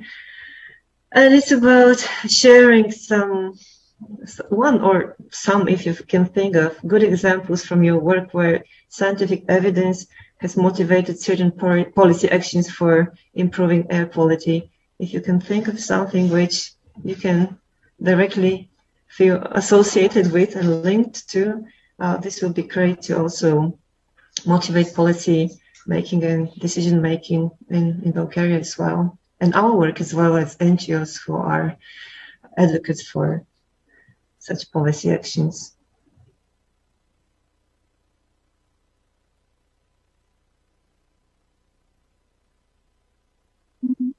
I think I can offer maybe one or two. This is again, an area where I think lots of ideas can come up, and often will depend on the specific country and what's possible. But one of the areas where I think we have seen over time a lot of progress and also improvements both in terms of air quality and health, and ultimately also contributions to the ongoing action on climate change is thinking very carefully about the fuel types that are being used. And I think one area where we've seen successes in many countries is trying to create ways for people to move away from use of more polluting fuels to cleaner fuels. And this can be in the context of heating in homes, which in Bulgaria, remains a big source. So both at the policy level, thinking both about how to provide more central or decentralized solutions for heating, but also in cases where that may take a longer time, are there other shorter term alternatives where we can begin to move people on to relatively cleaner sources of energy, if not the cleanest. And I think this is an issue that probably requires more thinking than just the science side of things, because energy poverty remains a big issue, and there will be many sort of socioeconomic questions and implications. The other place where countries and even cities have seen success is in thinking about sources that are relatively easier to tackle. So thinking about transportation-related emissions, as they are often closer to people. So we tend to get higher exposure to transportation emissions, especially for people in urban areas. So trying to reduce those emissions or reduce exposure for people, either through technology interventions, thinking about what kind of emission standards we want in cars, thinking about the fuels that are being used for vehicles that are in our cities and in our countries. And then in the longer run, also thinking about how public transportation and non-motorized vehicles like bicycles and walking can be better integrated into city design, because that again has an air quality impact and improvement, but also health benefits for people who may be, who may switch to cycling more or walking more. So those would be some relatively quick to mention policies that have brought results in other places. And I think they're in different ways being implemented here already. So I don't know if this really adds too much, but hopefully it can also be thought about in other broader contexts.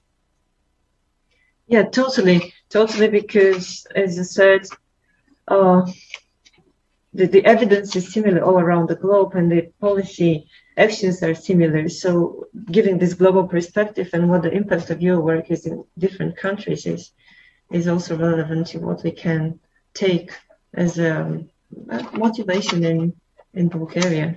Marisa, you're doing so much work for the EU, so I guess you can say, well, we have impacted and contributed to the Air Quality Directive, how it looks now, or different standards for fuel quality. I guess you have numerous examples of how the work of CEDEL has contributed to certain decision-making and policy directions in the EU. Yeah. On a lot of topics, indeed, we support the European Commission and sometimes the European Parliament with scientific research, but particularly with respect to environmental pricing, which is the main, how can I say it? Some type of innovating research, not only showing the environmental or health impact, but also attaching financial values to it.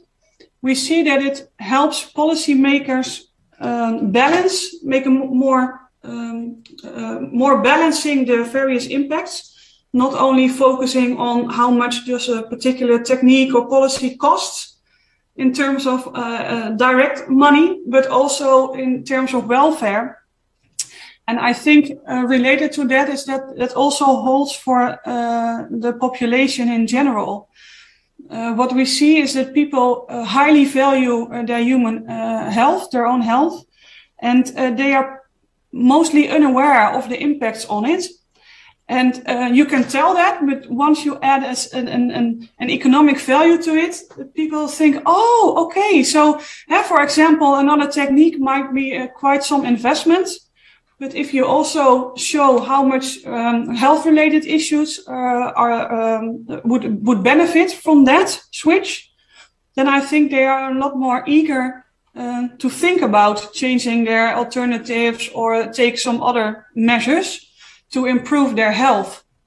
So with relate to environmental prices and the use of that to construct the cost estimates, I think it's also not only for policymakers, but also for the population, some awareness benefit.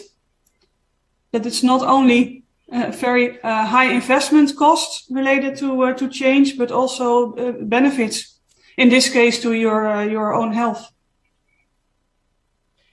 Thank you very much, Marisa, for all the great work you're doing and for motivating good policy making and decision making. Pallavi, also thanks a lot for all the contributions you're doing on a local and global scale as part of the Health Effects Institute team. We would definitely welcome the presentation also in Bulgaria of the forthcoming report that you announced on health effects of transport-related air pollution, and we already have plans for this to present it in September. So stay tuned and look forward to this. And definitely looking also forward to working with CETELF, a very respectable institution, which I admire with the quality and amounts of work that you're able to do. Thanks a lot. With this, I would close this panel. Thank you, Marisa, and thank you, Pallavi. And I pass now to my colleague Svetoslav, who will introduce the next panel, which will start after a short break. So, Svetlo, it's over to you. Thank you, and goodbye from my side. So, hello again, everyone. We're going to start the next panel in 17 minutes. So we're going to have a short break right now, and we're going to continue our session with three speakers. We're going to have Apostle Yankov from WWF Bulgaria, who is going to speak about Fit for 55 policies and what is going on currently on the negotiation front. Then we're going to continue with Vilislava Ivanova, a senior researcher from E3G. She is going to present us the Repower EU plan and its effects on heating and building renovation. And we're going to conclude the session with Camille Defard from the Delors Institute, who is going to talk about the Social Climate Fund and the ETS2 scheme. So stay tuned with us. We're going to start in just 15 or 16 minutes. Just a short information. We're going to stop the Facebook streaming for the ones who are watching over there on Zazemiata's channel on Facebook. So you can just switch to the YouTube channel. So thanks all, and see you soon. See you 20 past.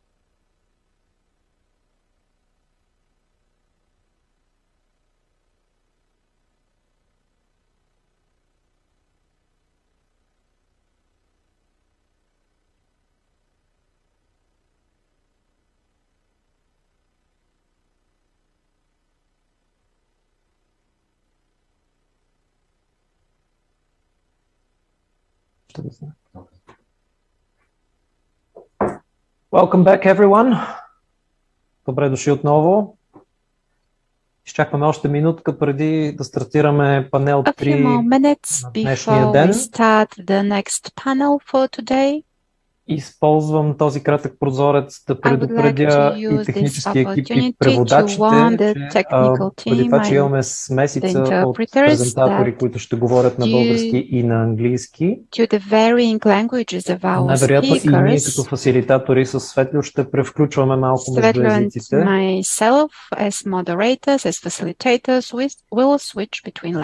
По молба и на презентаторите ни, тъй като някои от тях трябва да тръгват веднага след това, което представят, сме се оговорили за въпроси и отговори да не бъде изтеглена накрая, а да имаме малко време предвидено в края на всяка презентация.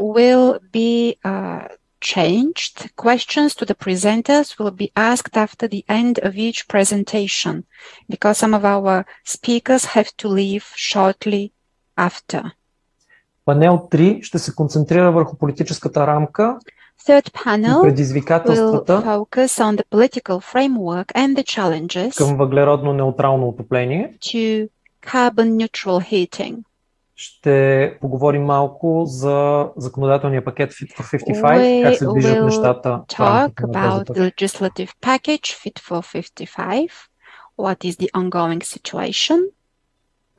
Как новата инициатива Repower EU, която в момента the Repower EU като Plan, отговор which was launched as a response to на най-наболелия момент, свързан с геополитическата ситуация. Там ще поговорим как всъщност Repower EU се отнася към сектор отопление и обновяване на сградите.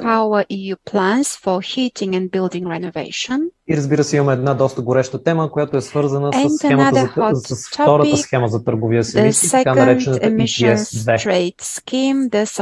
ETS-2. Към представяне на презентаторите давам думата на Светослав Стойков. I would like to give the floor to Svetoslav Stoykov to present our speakers. Good afternoon. Our first speaker would be Apostle Dyankov from WWF Bulgaria. He is a team manager of the climate and energy team. They work towards economic decarbonizing the economy, nature-based solutions, and adapting to climate change. Apostle sees the climate crisis as the biggest threat to humankind and nature systems. Apostle believes that we, as humanity, have all the necessary tools to solve this all-encompassing problem. I would like to give the floor to Apostle to start his presentation. We will present each speaker before his or her presentation. Apostle, over to you. Good afternoon, everyone. I understand it's a hybrid event. I will speak Bulgarian. I can answer some of the questions in English if there are any questions. My presentation will focus on the European Green Deal.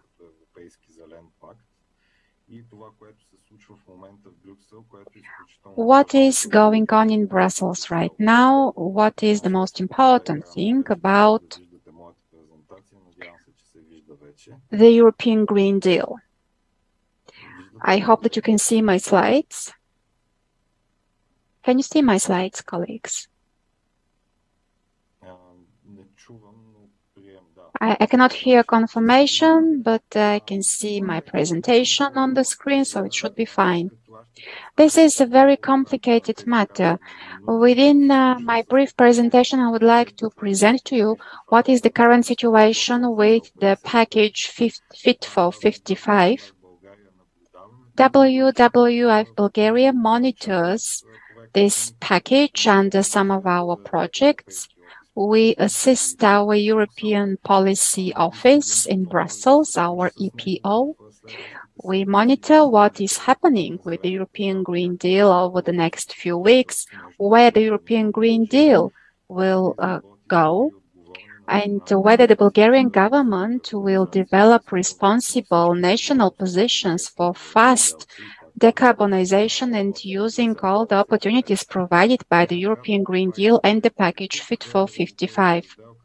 The story so far, most of you know that the European Green Deal was announced as soon as the von der Leyen Commission came into office at the end of 2019.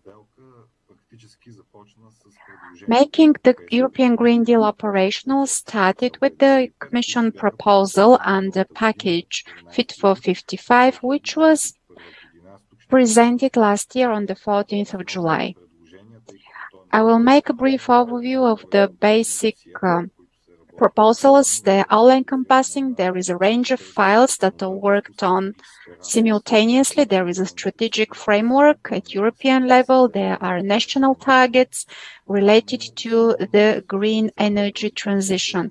The main goal of this package is to provide for all the sectors, for all economic activities, strategic policies at national and European level in order to enable us to reach a 55% emissions reduction. I'm a representative of one of the environmental organizations that would like to see a higher goal for decarbonization set at European level. Probably you remember that the European Parliament also supports such higher target, 60%, but currently we're working under 55% emission reduction by 2030. The main parts of the package envisage amendments to regulations of the Union, setting forth the European emissions trading system, adding a new component or a completely new parallel scheme for the sector of buildings and transport, also known as ETS2, and also the effort sharing regulation. It impacts how member states will reach the target by sectors. This plan for 61% of emission reduction in the sectors covered by ETS2 and further 40%. 40% under the effort sharing regulation, and another which has to do with the agricultural and forestry sector, the LULUCF, that is sinking 310 megatons emissions annually. We have planned for higher targets. The point is for all these emissions reductions to come together at an overall reduction of 55%. More specifically, some proposals envisage expanding the carbon market to transport and buildings, and currently there are heated discussions how exactly this is going to be accomplished for these two sectors. This will be a completely new aspect of the energy transition. So far, we focused on coal areas, on centralized energy. Working in the context of energy crisis and soaring inflation, which came about as a result of the war in Ukraine, could lead to serious social conflicts and undue burden by the citizens who use transport, who live in the buildings, and that's why a social climate fund was set up. It will be very important for Bulgaria over the next few years. Another important thing for Bulgaria, as a country with high production, is the mechanism for carbon correction, that is the so-called CBAM. It would allow for the corrections of carbon quotas in order to avoid the so-called carbon leakage. This is a serious problem at EU borders. That is the risk of imports at lower prices that do not make for carbon correction, and also plans for the aviation sector. As I said, this is a very large package. It's an all-encompassing package. It is under discussion file per file in the European Commission and in the European Parliament in the trialogues between the Council, the Commission and the Parliament. This is the way that new policies are adopted in Brussels. What is important for us is what would happen, for example, with the price of carbon quotas. This was a hot topic for discussion. For example, in Bulgaria, fossil gas is a factor and prices soar. There are proposals for market stability, in other words, the quotas that can be allocated at the market or not in order to stabilize prices. Furthermore, what would happen with the revenues under these schemes? Because what is paid for under quotas, in fact, is significant. For Bulgaria, this will be spent under the Modernization Fund and the Climate Innovations Fund. The idea behind is to reach significant emission reduction in order to support the sectors. Another proposal is the recasting of the Renewable Energy Sources Directive. It includes increasing the current target at EU level to at least 32% of renewables in the total energy mix to at least 40% by 2030. Under the RRF, Bulgaria will also fight in this respect. Another thing, the revision of the Energy Efficiency Directive, as well as the EPBD, the Energy Performance of Buildings Directive. The aim is to increase the targets. What do we want as an organization? At EU level, as a coalition of environmentalists, such as the Green 10, our goals are in fact rather more ambitious.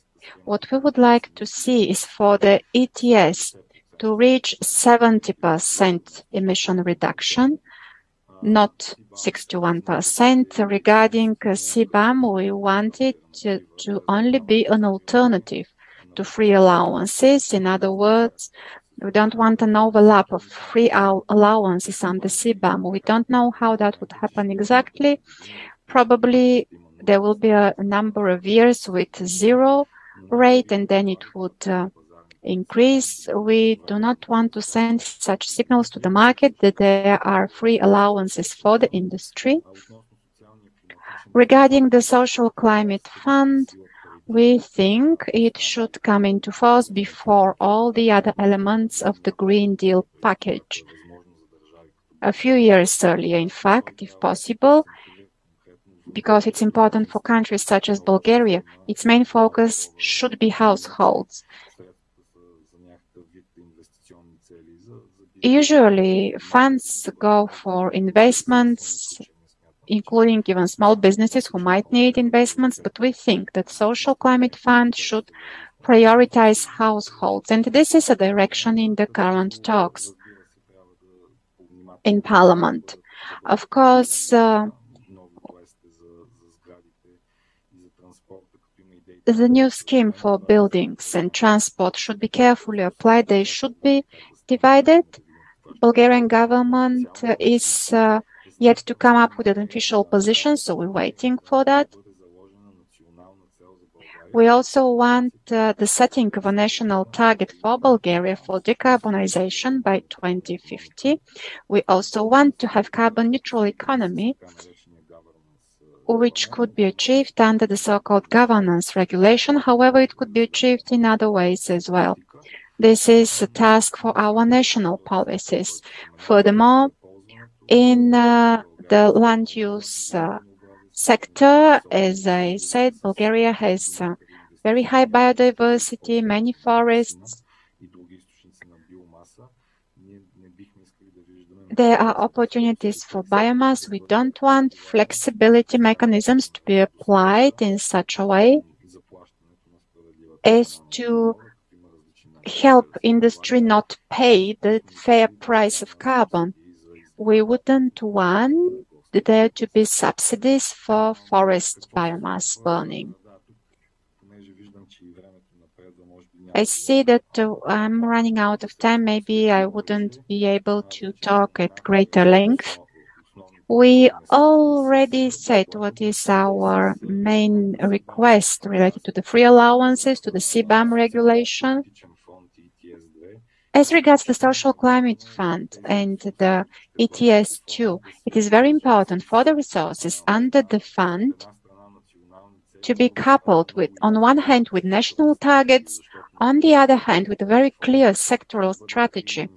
For example, in Bulgaria, this fund would be at the Ministry of Labor and Social Policy, and we think that there should be enhancement of the capacity and better horizontal management of the funds in order to achieve decarbonization.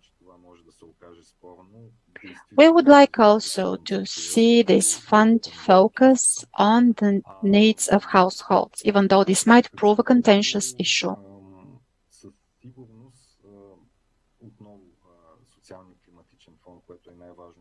The Social Climate Fund, which is most important in the light of this week's conference, it should have mechanisms for supporting the most vulnerable ones, the most vulnerable households or citizens. We want it to be launched 2 or 3, if possible 3 years before the ETS2 and cover these sectors. This is important for Bulgaria. We also mentioned the flexibility mechanisms under the LULUCF. We would like to see this carbon sink target increased, but even the 300 tons per year would be difficult if we start wide use of biomass. So we think that the target should be higher. The first broad voting in plenary of certain elements of the package was done last week. Regarding ETS, a committee report was rejected. This very rarely happened. What happened was that Green MEPs were not happy with the level of ambition in the proposals. On the other hand, the conservative MEPs or certain anti-European parts of the European Parliament voted against for different reasons. So these elements are going to be voted again. Currently, the Social Climate Fund is under question, and it's very important, particularly as regards buildings. Right now, a compromise proposal by the French presidency is considered. It sets forth certain dates, certain guidelines.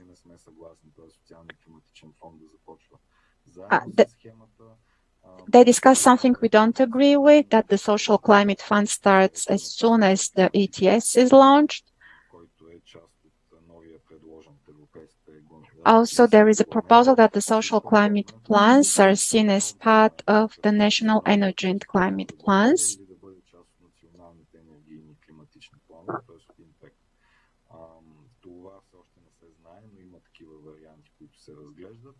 This is not yet clear, but there's different options that are debated, different ways to alleviate the social impact. What bothers us is that fossil fuels and subsidies for fossil fuels are not completely banned. And we would want to rule out any European funding for fossil fuels. And there are different ways for that. Low emissions technologies. We saw what happened with the RRF plan in Bulgaria, the low carbon fuels that were talked about last year. So in other words, there are ways for these things to come into effect. Measures should assist the vulnerables, which we agree with. Unfortunately, there are certain elements that are financially conservative, so we don't know what the Social Climate Fund could provide for, especially if it cannot gather enough budget.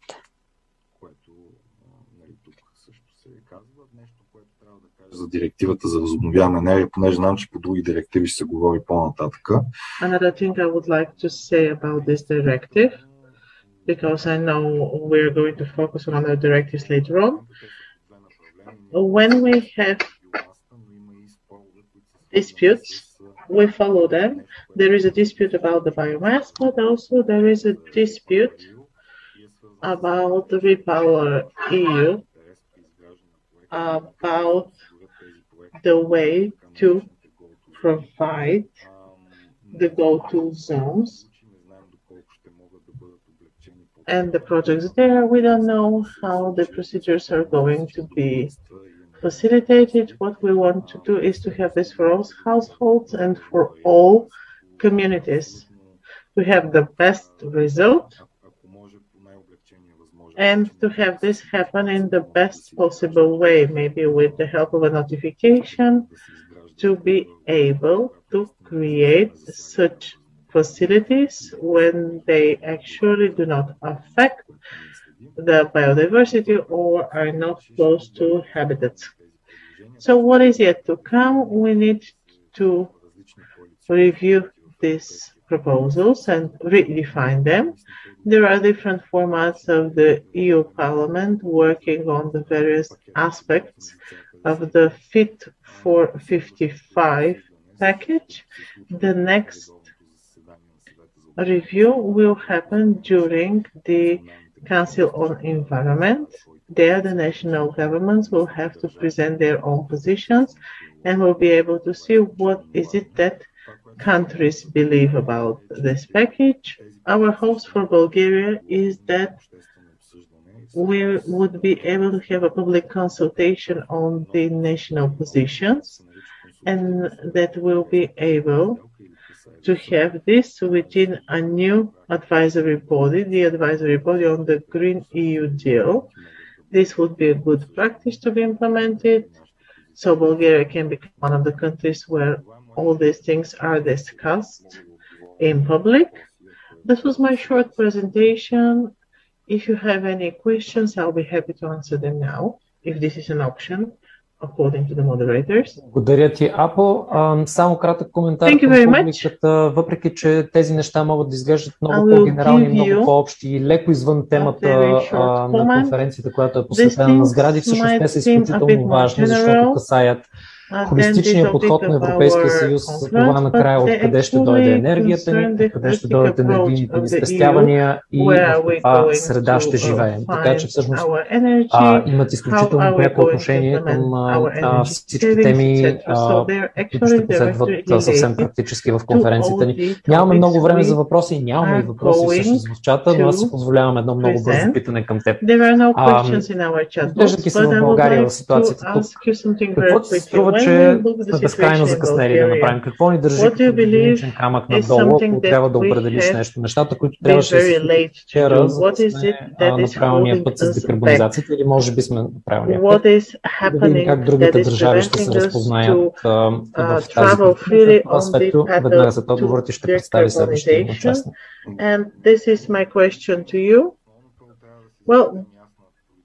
We have three things here. First of all, we need to be fully aware that we need to implement the decarbonization before 2050. I believe that we should implement this in the form of a legislation, a law for stopping climatic change, something that not every government can deal with. Then we need to raise public awareness. We need to let people know that this is very important. Instead of thinking over and over whether or not we can stop coal, we need to actually see what can be done in a lot of the other sectors, transportation, the residential sector. Yesterday, we should have started working on the European Social Climatic Fund for Bulgaria. So we're late there. There is here a question.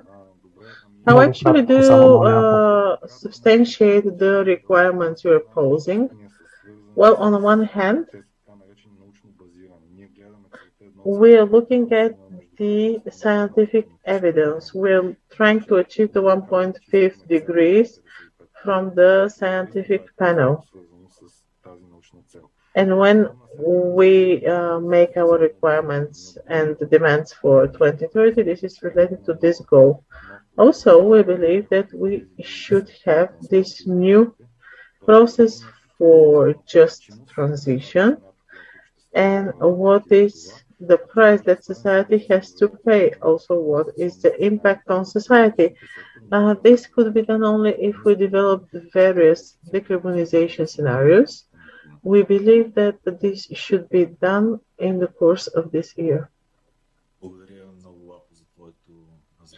Thank you very much, Apo, for your participation today. We will continue with Velislava Ivanova. She's a senior researcher based in Brussels in the field of clean economy. She is working on the transition to climate neutral energy systems, which take into account the specificities of each and every locality.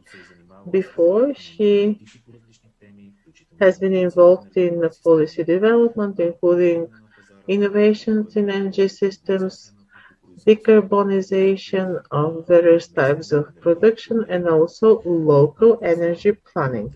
So, Velislava, you have the floor. Thank you.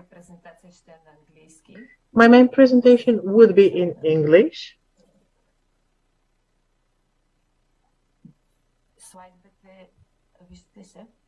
Can you see the slides? Yes, we can see the slides. Do you see them the way they should look? Just the title. Okay, I hope this is the case. Switching to English now. Thanks for having me today. My presentation will be building on what Apostle was talking about, looking in particular at the Repower EU proposals. So the Repower EU is a new communication and an action plan from the European Commission in coordination with member states, basically in response to the war in Ukraine. So even before the war, back in October, energy prices were already rising, and member states were wondering what they can do to counter the impact of pricing on consumers. So the Commission published a toolbox, which is called Toolbox for Action and Support, which was clarifying what member states can do individually in response to the rising prices. So since the war in March 2022, the Commission published the Repower EU communication, which is basically the high-level stated intention to phase out Russian fossil fuels dependency by 2030, and it included also initial indication of what specific measures to do that may look like.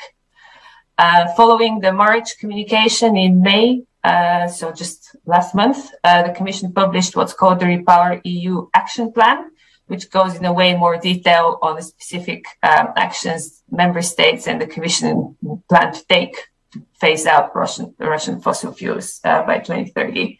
So this is the focus of what I'm going to talk about today. So I'm going to tell you what's in the plan and what's in the plan for buildings, and briefly what it means for countries in Central and Eastern Europe. before moving to that, just to say the overarching messaging from the European institutions and member states so far has been very clear that the European Green Deal is the way forward for energy security. The other main communication coming through is that gas consumption will fall faster than anticipated, given the current geopolitical climate.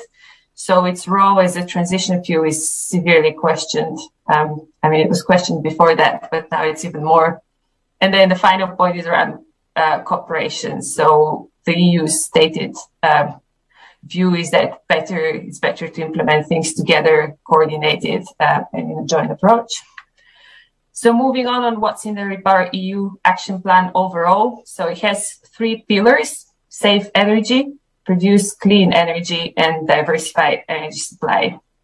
So starting from the back, in the diversify supply, the Commission has stated different initiatives and actions around common purchasing of LNG, gas, and hydrogen.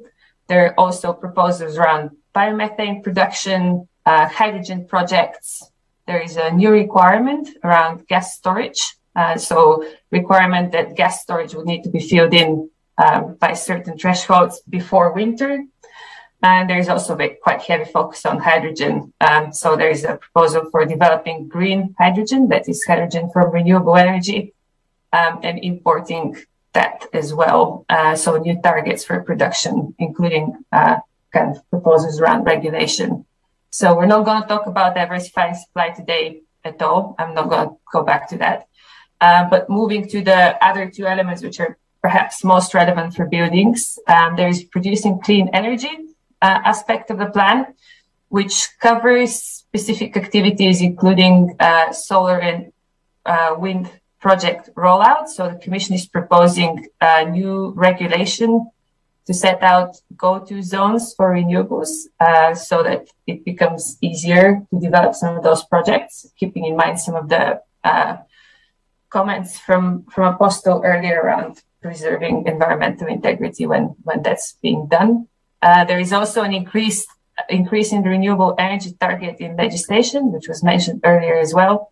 I'll go into a bit more detail on that. There are also proposals for faster permitting to build renewables, also things around infrastructure investment and a solar strategy, a new solar strategy. So in terms of energy savings, which is the final pillar of the proposal, there is a proposal to increase the binding energy saving targets through legislation. There is also EU Safe Energy Communication, which covers actions individuals and companies can take themselves, so touching on behavioral as well as structural changes to energy consumption. There is a EU coordinated demand reduction plan and plans for contingencies, and then plans around energy efficiency in transport and industry. So focusing a little bit more on the buildings element. As I said, they're mostly around the saving energy and the renewable energy parts of the plan. So in terms of saving energy, the Commission suggests further awareness, information and support schemes to be rolled out, specifically by regional authorities. Also, there is emphasis on renewable energy audits, energy management plans, and setting new targets for energy savings at local level. The key legislative proposal is to increase the energy efficiency target under the Energy Efficiency Directive from 9 to 13%. So that is essentially raising the overall ambition of how much energy needs to be saved by 2030 at the EU level. There is also proposals to look at product regulations, specifically around solar PV. And then there is also proposals to strengthen heat pump regulation, so product design regulation around heat pumps to make sure that better heat pumps are rolled out. There is also suggestion to member states to reduce VAT rates on heating and insulation materials. That's an area, VAT taxation is an area the Commission has no power over, so it's up to member states to reduce, to take tax measures as they find suitable to support those technologies. And then there is also, as I said, structural energy saving measures and mentioning around behavioral change aspects. So lowering thermostats is one example that's mentioned. In terms of the renewable side of the picture, the Commission states that there is a massive need to speed up and scale up renewable energy in all sectors, including buildings. And the idea behind it is that doing that, we can help lower electricity prices over time and obviously reduce fossil imports, which is a priority at the moment. So around that, there is the main proposal is around the increased renewable energy target in legislation. So that means that overall the EU would need to introduce more renewable energy than was proposed in the Fit for 55 package. There was a launch of a European Solar Rooftop initiative, which is with the idea there being that there is a phased-in obligation that certain buildings, predominantly commercial and public buildings, would need to install solar PV on their rooftops as an easy way to reduce consumption of fossil fuels. There is also a specific target around heat pump deployment, which is 10 million units by 2030, I believe, or 25, I have to check that. And there is also recognition in the text of the EU action plan that geothermal, solar thermal, and district heating fuel switching are part of the solution. Also mentioning of community heating and industrial heat and the need to speed up their use, essentially in response to the need to reduce fossil fuels faster. And then there is a mention of important projects of common European interest across the value chains for heat pumps, solar, and our critical value chains. And then also kind of emphasis on R&D, the need for raw materials, which I think was mentioned in an earlier presentation as a question. Also emphasis on the need for circularity, reusing, recycling materials, and supply chain initiatives, all of which are just suggested by the Commission to be taken forward. So moving on to what's good. So the good elements in the package are, as I said, the two targets which are uplifted. So the Energy Efficiency Directive is the main directive that sets the overall target for how much energy we need to save. So that the idea there is that there is a proposal by the Commission to increase the ambition from 9% to 13% energy saving by 2030. That's at EU level. It's a binding target if it gets approved, but it needs to be approved in the trialogue, which was mentioned earlier. The second critical element is the similar uplift of the targets around renewable energy from 40 to 45% of final energy consumption. This is again in response to what's happening with energy prices. So the idea there is again for this target to be binding, and that's the proposal for it to be agreed.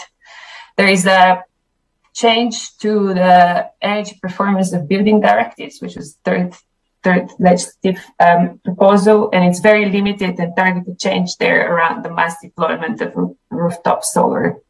Again, something very relevant for the building sector.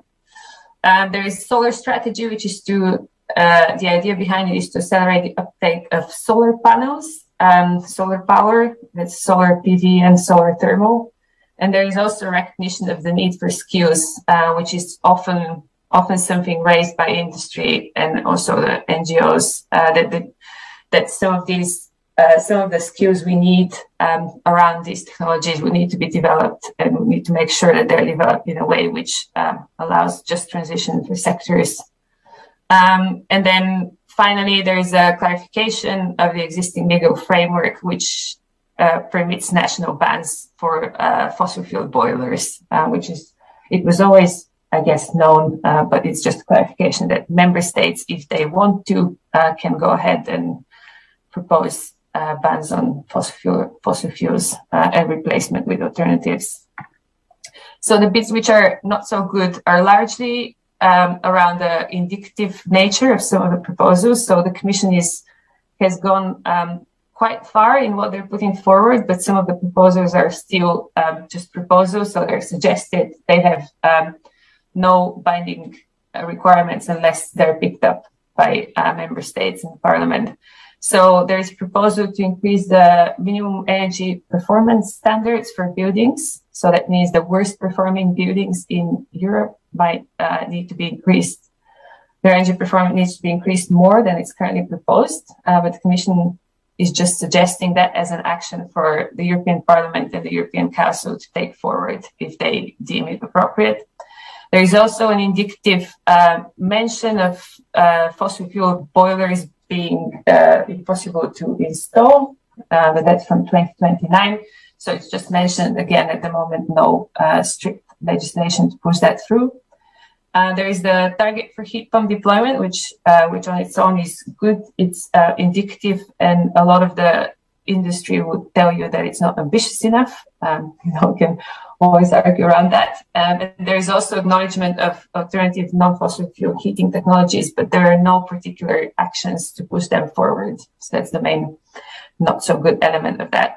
Overall, the package remains heavily focused on supply. So the section around diversifying supply is significantly larger than the rest of the package. So it, one side, understandable given the current context, but it remains still slightly unbalanced. And then finally, just to flag, the Commission proposes quite ambitious targets around biogas and renewable hydrogen production and import, which some NGOs argue are overestimated, and the major risk there is that by continuing to invest in fossil fuel infrastructure, we can stay locked in fossil gas way longer than we should be. And finally, a quick comment on the gaps. So the financing of the package is addressed, but it's not fully convincing. So part of it is to divert existing cohesion funds, so ERDF and other funding, to finance some of these elements of the package.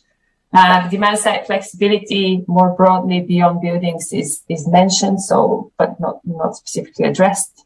And then there's limited reflection around the role of local and regional authorities. No comments around further funding or support for those authorities to be able to deliver some of those measures that are expected of them, specifically around awareness raising. And then finally, on the renovation aspect of the proposal, the renovation supply chains are mentioned, but there are no proposals of addressing them. So there is passing comment on skills and the need for more attracting labor force to the sector, but nothing around circularity materials, for instance, and just generally upskilling and modernization. So just quickly, summary of what is the estimated outcomes or the impact of the proposal of the Commission. So the Commission expects that the information campaigns on energy waste can deliver around 11 billion tons of oil equivalent reduction in demand by 1 year. So actions around that, around information campaigns, so informing citizens around the operating of heating and boilers, and lowering thermostats, switching off lights, just general information and awareness raising campaigns. Important to flag there that the Commission is of the view that this should take into account advice services and one-stop shops. We know a lot of the time, even if information is there, the critical point is for it to reach the right people and for it to reach individuals. So that would be a focus as well. So the second possible measure is around certification and maintenance. So that has to do a lot with advice, inspection, energy audits, energy performance certificates. So again, the Commission estimates if that's rolled out effectively across member states, it can lead to 3.5 million tons of oil equivalent demand reduction. And then you have the third step is around modifying energy pricing. So that has to do with changing tariffs and removing preferential treatment for fossil fuels, something which would be quite challenging to do at the moment, but making sure that we foster savings and encourage switch away from gas to electricity can also save quite a bit of energy. And finally, looking into the three other aspects of the proposal related to buildings. So you have smarter controls in district heating is one element that the Commission estimates can save 2.5 billion tons of oil equivalent. Heating and air conditioning use in buildings also potential there. And finally, the speedy heat pump rollout through dedicated financing.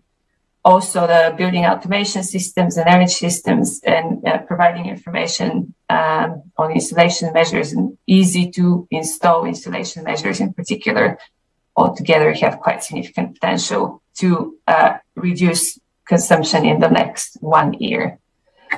So moving to what's next. So the next step after the communication is all about delivery. It's all about national authorities acting on some of the recommendations and considering how to implement some of their proposals. So the Commission so far has set the direction and made proposals. Now it needs to go through the legislative process that Apostle talked about earlier, through some changes. In practically next steps, there is a meeting of the energy and environmental ministers at the end of June, where this will be discussed. And there is also parallel discussions in the European Parliament on all of the legislative proposals, basically. Some of them in July and some of them later in the year in October. So we're waiting to see how this would impact the legislative process. And final slide for me on what that means for Central and Eastern Europe. So the Repower EU communication, and so there's been a wave of ambition in some member states, which also are in line with the Repower EU, for instance, the Netherlands and Germany and Austria. So for our region, Central and Eastern Europe, what this could mean is massive opportunities to participate in new supply chains. So there's, for instance, heat pump deployment is expected to skyrocket over the next couple of years. So there is economic opportunities there if countries in the region join those supply chains early. There are opportunities around upskilling, market development, and regional development if actions are implemented, actions around energy savings, action around fuel switching that can uplift communities. There is also the opportunity for countries in the region to move towards more energy secure systems and limiting their geopolitical risks. So countries in the region are quite heavily exposed, in some cases overexposed to Russian fuel dependency. So this is an opportunity to make an active choice to step away from that. There are also options to use some of the proposals coming through and fuel address energy poverty, provide more financing to help people who are struggling with their bills at the moment, also lowering inflation investment in R&D. And importantly, a lot of the time, countries in the region, for instance, don't have well-developed gas networks, so there is no reason to be investing in them now and locking it further into use of fossil fuel for heating. So there is also opportunity to build on experience in delivering programs. Most countries in the region have quite a bit of experience in delivering programs around decarbonization, and there are also best practices that can be adopted from within the region and outside of the region. There is also talk around not focusing on new financial instrument. So the European Investment Bank will play a role in this. And there is also foreseen technical assistance for countries that require it, which includes, of course, countries in the region if they choose to use it. And finally, there is already the process of updating national energy and climate plans, which is anyway underway. So they offer opportunity for countries in the region to really step up on their fossil fuel demand reduction and invest in some of those programs which can help people and reduce dependency. So I'll stop here. I'm happy to take any questions.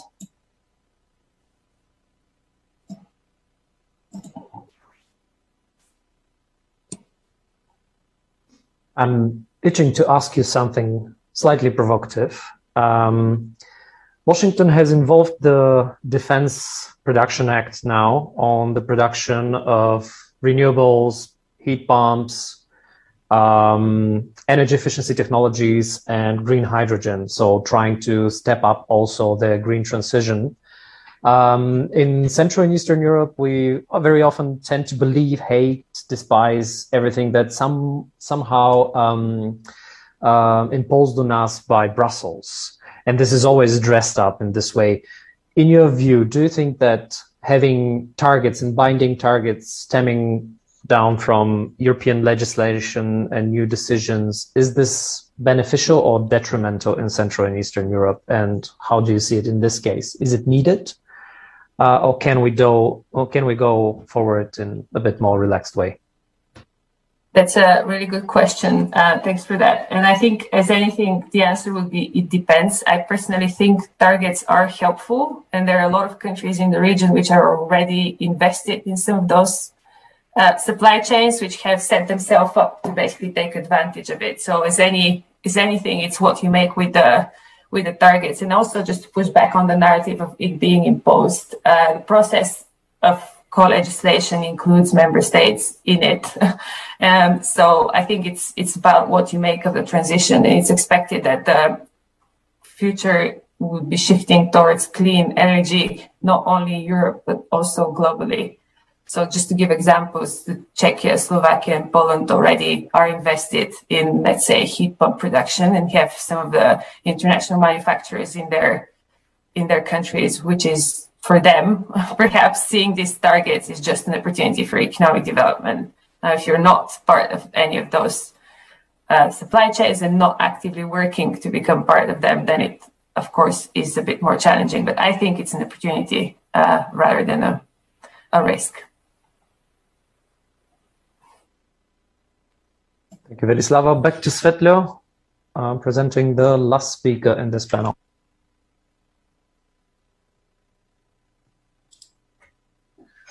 So hello again. Camille is joining us. She is going to talk a little bit about the Social Climate Fund and the ETS2 scheme, and what is their effect? What is the effect of the ETS2 on buildings and transportation? This is going to be a really hot topic in Eastern Europe and in Bulgaria in the next years. And just a short introduction of Camille. She is a research fellow in EU energy policy at the Jacques Delors Energy Center. She is working on building renovation policies and the social justice in the energy transition. Prior to joining the Delors Institute in February of 2021, she worked in project finance role for a solar and energy efficiency developer. So Camille, you have the stage now. Thanks a lot, Sviatoslav. So let me just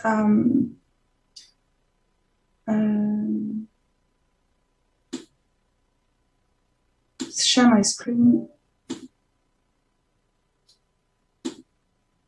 So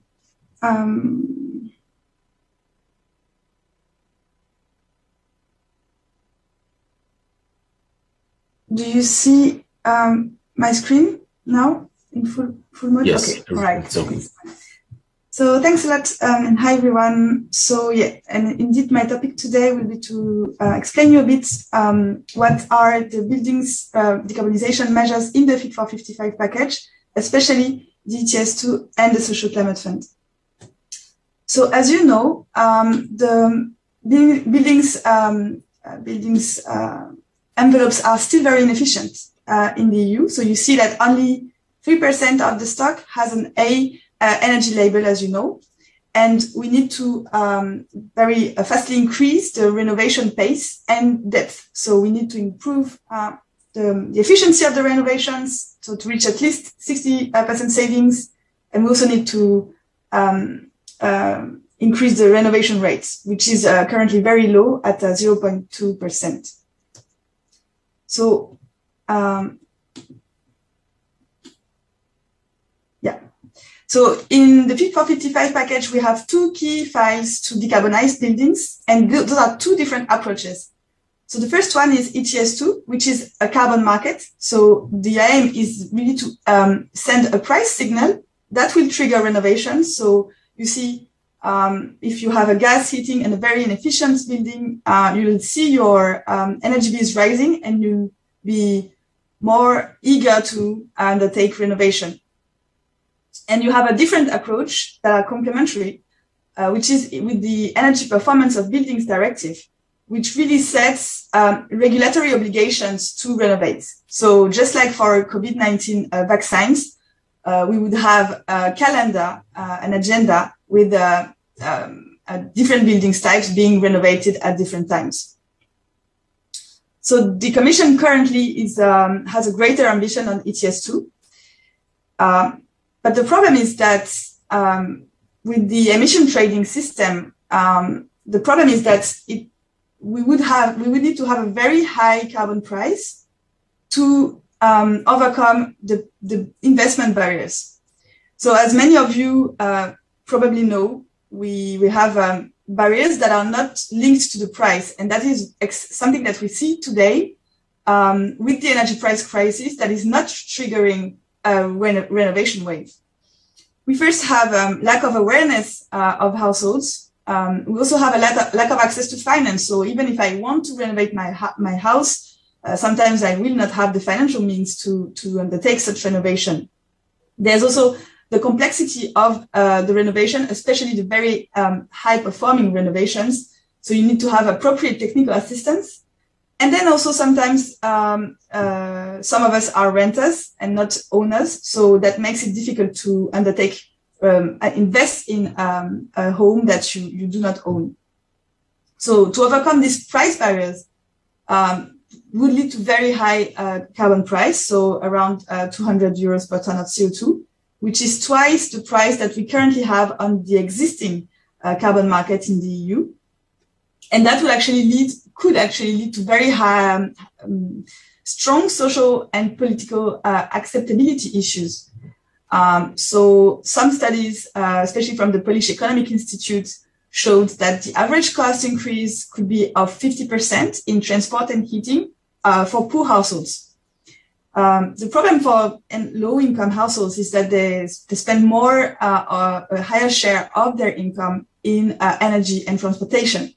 So there's a high risk of increasing energy poverty, and especially in low-income countries, lower-income countries in the EU, an EU-wide uniform price of, let's say, 100 euros would not have the same impact on households' budgets in Germany and in Bulgaria, of course. So to trigger that, to avoid that, the European Parliament wants to introduce a price control mechanism. But introducing a price control mechanism would mean that the emission trading system on buildings and transportation would not reach the price level that is required to trigger investment. So it would only be complementary to a regulatory approach. One of the merits of the emission trading system, it would put a price on carbon, especially on gas for heating, which is currently not as heavily taxed as electricity. And actually, except in the Netherlands, electricity is today far more taxed than gas in the EU. So one of the merits of the emission trading system on buildings would be to rebalance that. But there's alternatives to an ETS, because as I showed, if you want to avoid the worst social impacts, then you would need to have a price control mechanism, meaning that you would need other means of decarbonizing the building sector and the transportation sector. And to rebalance fuel taxation, you have different alternatives, especially the reform of the energy taxation directive at the EU level that could play a similar role than the ETS, because it could put a price on carbon emissions of buildings and transport. It would have the advantage to have a price trajectory predictability that would ensure that the price signal is better understood by economic actors and better anticipated by households, SMEs, and member states that could put in place a favorable enabling framework to support households and SMEs to undertake these investments. The problem of setting an EU carbon tax is the unanimity that in the Council needs to be reached to reform this text, and which is quite unlikely, unfortunately, to happen. Another alternative is to have a national carbon price. It would be the most appropriate because you don't need the same carbon price to trigger renovations in Germany and in Bulgaria because of the income difference, and because of also the renovation markets difference of maturity. There's also the key, very key element in rebalancing fuel taxation is to have to remove the fossil fuel subsidies. And actually, we have 50 billion euros subsidies for fossil fuels in the EU every year, and only 4% of them benefit directly to households. So these fossil fuel subsidies, if we want to be fair and consistent in tackling our carbon emission, they also should be removed. So in the end, at the Gender Institute, we believe that the ETS2 is a very high risk and low reward instrument. And it's a little bit like putting the cart before the horse. First, because it will not address key investments barrier that we actually witness here with the energy price crisis, which are the lack of technical assistance, the lack of access to finance, and the split incentives. And it is actually diverting very scarce political time and administrative resources on a file that will have actually very little climate benefits. It's also a high risk because its success will eventually rest on national policies' fairness and the effective implementations of ambitious renovation policies that are actually currently lacking. So it is a major political risk for the EU, in our opinion, because we've seen in many instances in the past that national governments are very reluctant to defend EU measures, and they are it's more comfortable for them to blame the EU when something is not happening as they expected.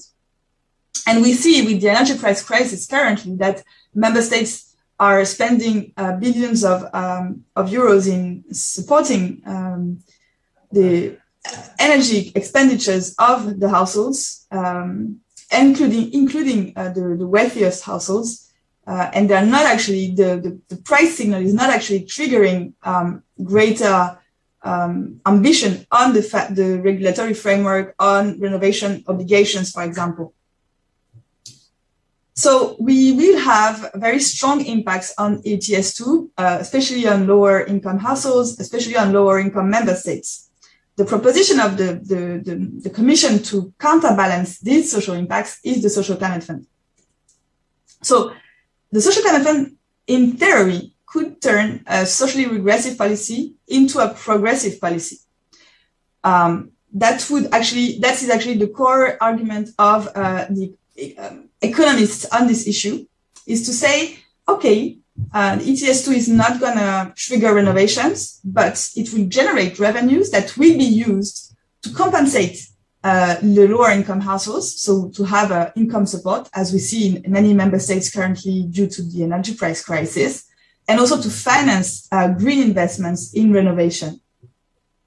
So this revenue recycling is actually, in theory, on paper, would work really well. We have two problems here, is that you have to identify who are the vulnerable households and to determine which level of compensation they will benefit from. And we also have to identify how you're going to use the green investment so that it really benefits the worst performing buildings that emit the most and the lower income households to really tackle the social crisis that is actually ongoing. So this actually should be based to an extensive public debate and inclusive decision-making to really make sure that nobody's left behind. That is a matter of effectiveness, legitimacy of the policy, and coherence. So as proposed by the European Commission very quickly, so the Social Climate Fund would finance social compensation, as I said, so temporary income support, as well as green investments in buildings and mobility. It would be both targeted at the most vulnerable citizens and micro enterprises. So the fund would be financed by ETS2, so by design, it would be conditioned to ETS2 implementation. And the funding would be a fixed budget on 10 billion euros per year, based on 25% of ETS2 expected revenues. So we see that the proposition of the Commission is not as ambitious as it should be, because 100% of ETS2 should actually finance a socially fair, just transition. So the governance will work more like the recovery plan that has been done thanks to COVID. So it would be centralized around the European Commission and the member states. And so the measures and investments regarding social compensation, green investments, which projects are going to be financed, who are going to be the beneficiaries of the financing, are all going to be detailed in social climate plans that will be drafted at the national level and approved by the European Commission. So I just want to give you a quick overview of the state of the negotiations. So you see that I'll detail very quickly, very briefly, the European Commission proposal. Now, in the European Parliament, there's very interesting, very ambitious amendments that are currently discussed and could be voted this week. First, the European Parliament really took into account the fact that social unfairness of the ETS2 could be very difficult to tackle with the Social Climate Fund. So the European Parliament wants to exclude the households from ETS2 until at least 2029, which is actually very good. As I said, the European Parliament also wants to introduce a carbon price cap.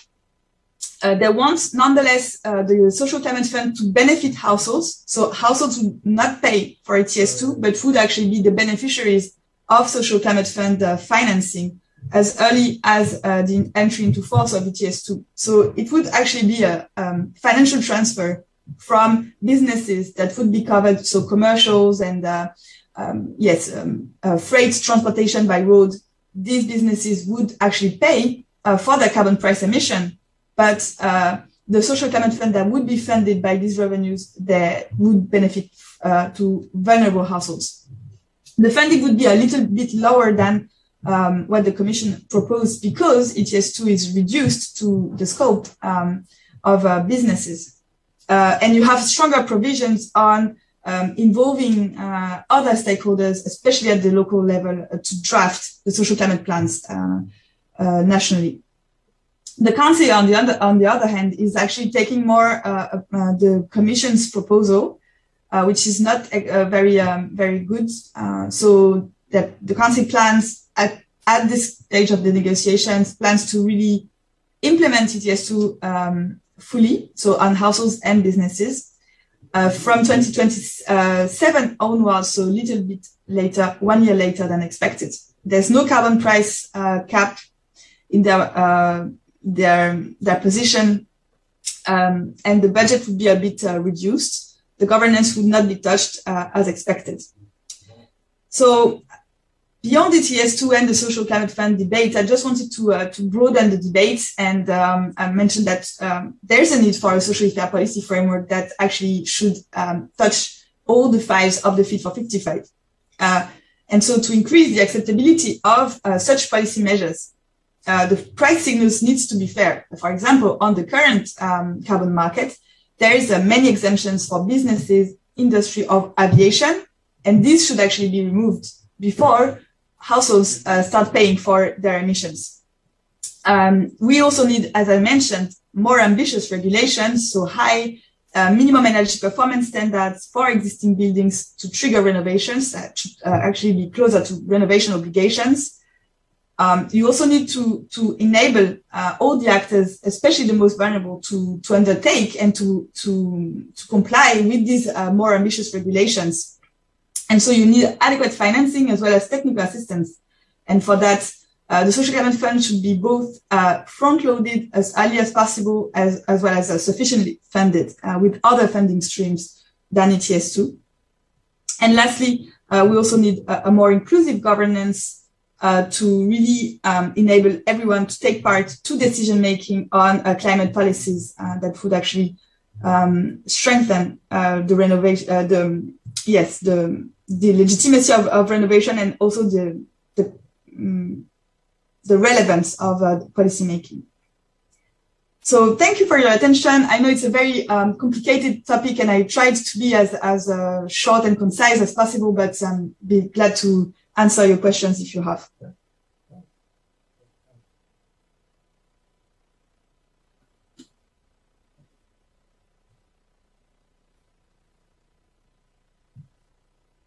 Thank you, Camille, for your presentation. It was really interesting. And we have a question in the chat.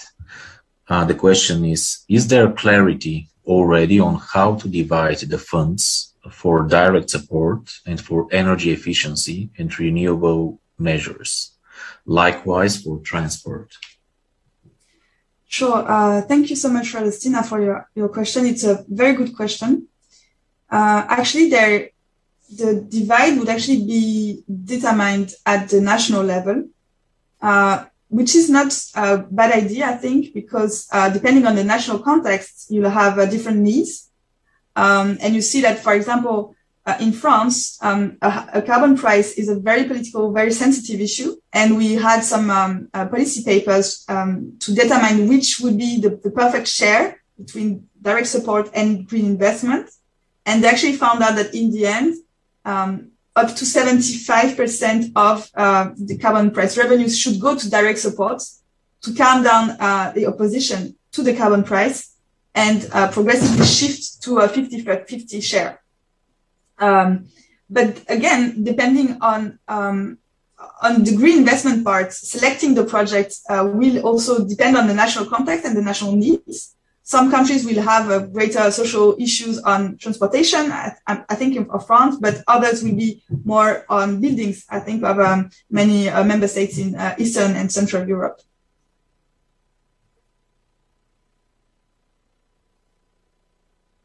Thank you, Camille. And one more question we have, and it is, do we even need energy trading systems? And could we scrap them and go into a different direction? And to finalize this question is, you showed that there is likely to be a decrease in the social climate fund because we are seeing that the European Commission proposal is for 72 billion euros. And the European Parliament, it's for 16, then we have the Council for 59. So the question is the Social Climate Fund going to have some effect on buildings and transportation? Are the money going to be enough to reach some change? Yes, good. Very excellent questions. So on the first one, indeed, we at the Jacques Delors Institute, we believe that there's no need of an emission trading system on buildings and transportation. The very key reason for that is that there's a high price uncertainty, and we cannot afford. We see with the energy price crisis today that we cannot afford politically to have energy price spikes that directly affect households. Member states are definitely aware of that because they're reacting with emergency measures of like spending billions to support and avoid support households and avoid social unrest.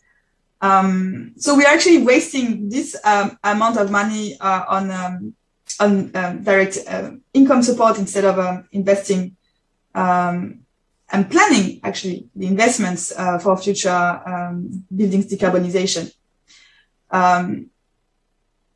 On the second question, so again, it's a very political file, and I believe that if you and your members want to oppose this file, it's really, I would be very willing to support you because we do not hear many voices against ETS2.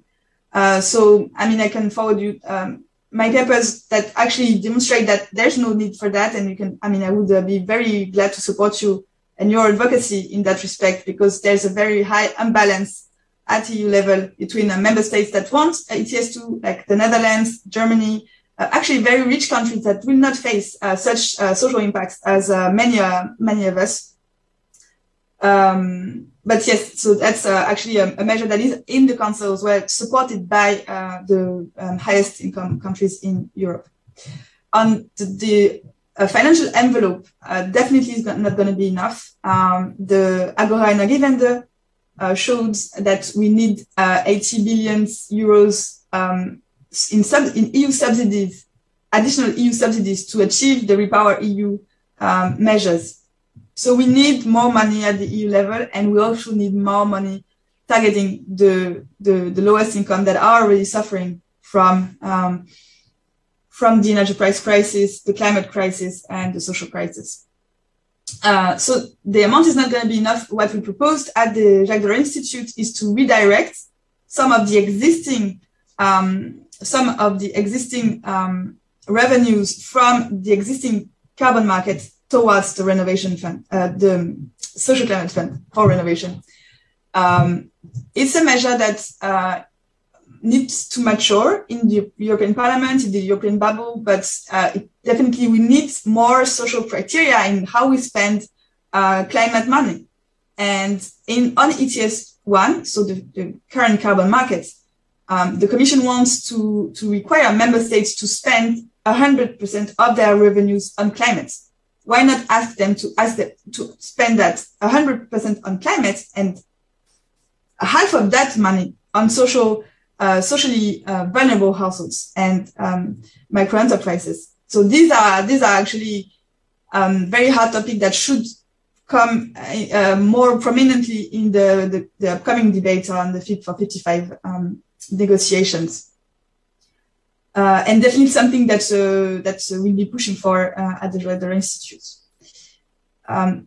So I see, and I mean, there's also possibilities also to finance the social climate fund. Once it will be established, we'll have more avenues to find new revenue streams, and we'll have like also some other reforms at the EU level, for example, national EU company business tax on companies, or the financial transaction tax. So these could be actually revenue streams that could be also partly directed to the social climate fund. And I see there's a question in the chat about, yeah, exactly. So about the fairness aspect of the proposal, because the households are not getting free allowances while the industries had such perks for years. This is definitely one of our biggest concerns. And we've learned as well from the Yellow Vest movement in France that one of the key concerns of the citizens was that businesses are not do not have the same obligations to pay for their emissions, while us regular citizens who have no choice, no access to finance, and no access to technical assistance to change, we are paying for it. And we have the largest emitters in the EU that are actually benefiting from free allowances thanks to their political weights. And this is definitely extremely unfair. So this is also why at the Jacques Delors Institute, we are in favor of strengthening the European Union. And we think that this policy could actually very much undermine it. There's a lot of political risk and a lot of yeah, I don't know there's a lack of a debate actually on this measure at the Brussels level. So if you want to organize events about it, and I think it would be very much welcome.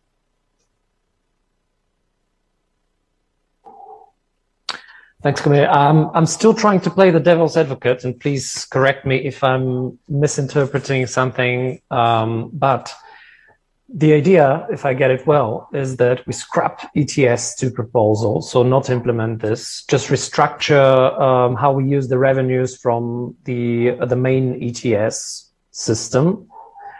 But this actually, because currently this all this money are used for certain spendings, maybe some of them even for fossil fuel subsidies. My question is then, where do we fill the gaps from? Is it really possible to fill the gaps so that we can have the social climate fund in place and we support all these activities? Have you made all these calculations and modeling? Is it enough? In terms of financing, you mean? In terms of financing, yes, because we are going to open gaps elsewhere. If we basically, to have the social climate fund, we need additional revenue, eventually coming from additional taxation, debt money, like it was with the Recovery and Resilience Fund.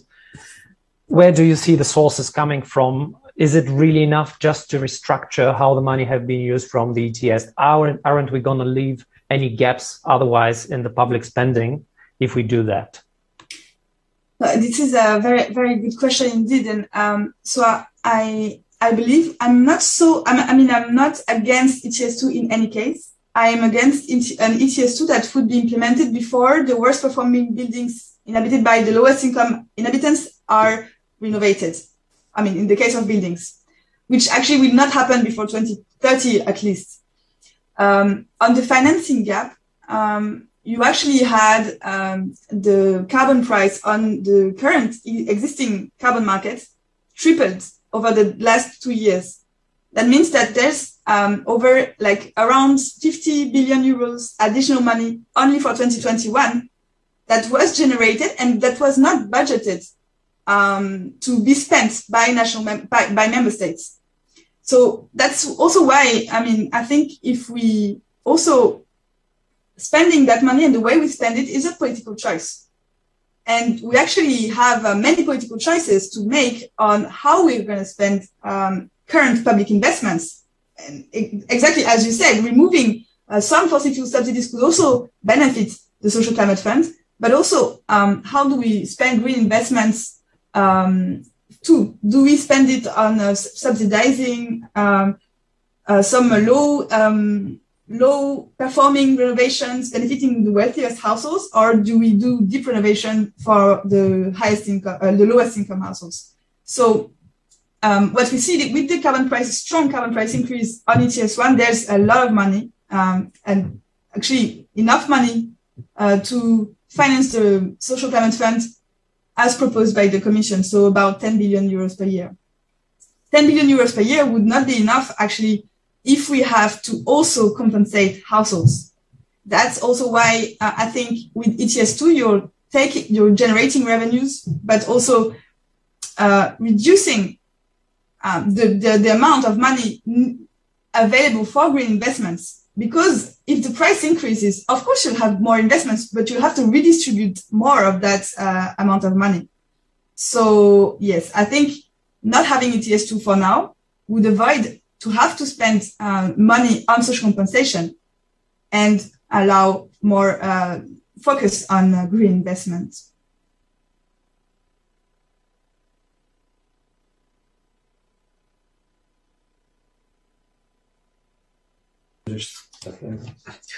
So thank you, Camille. It is really interesting. The thing is that a lot of the decisions are going to be made at national level, not only on the European level as a whole. And this, it makes a lot of sense to find the best way to achieve the results in building renovation, for example, and how the taxation process is going to happen. So thank you a lot for your attendance. It was really interesting for me. And just a short introduction of tomorrow. The day tomorrow, we are going to continue tomorrow at 10 o'clock local time, Bulgarian time, 9 o'clock Central European time. And tomorrow we are going to focus exactly on building renovation and domestic heating decarbonization. We're going to start with Energy Efficiency Directive, the upcoming changes in the energy performance of buildings directive, and the opportunities for scaling up deep renovation of residential buildings in Bulgaria.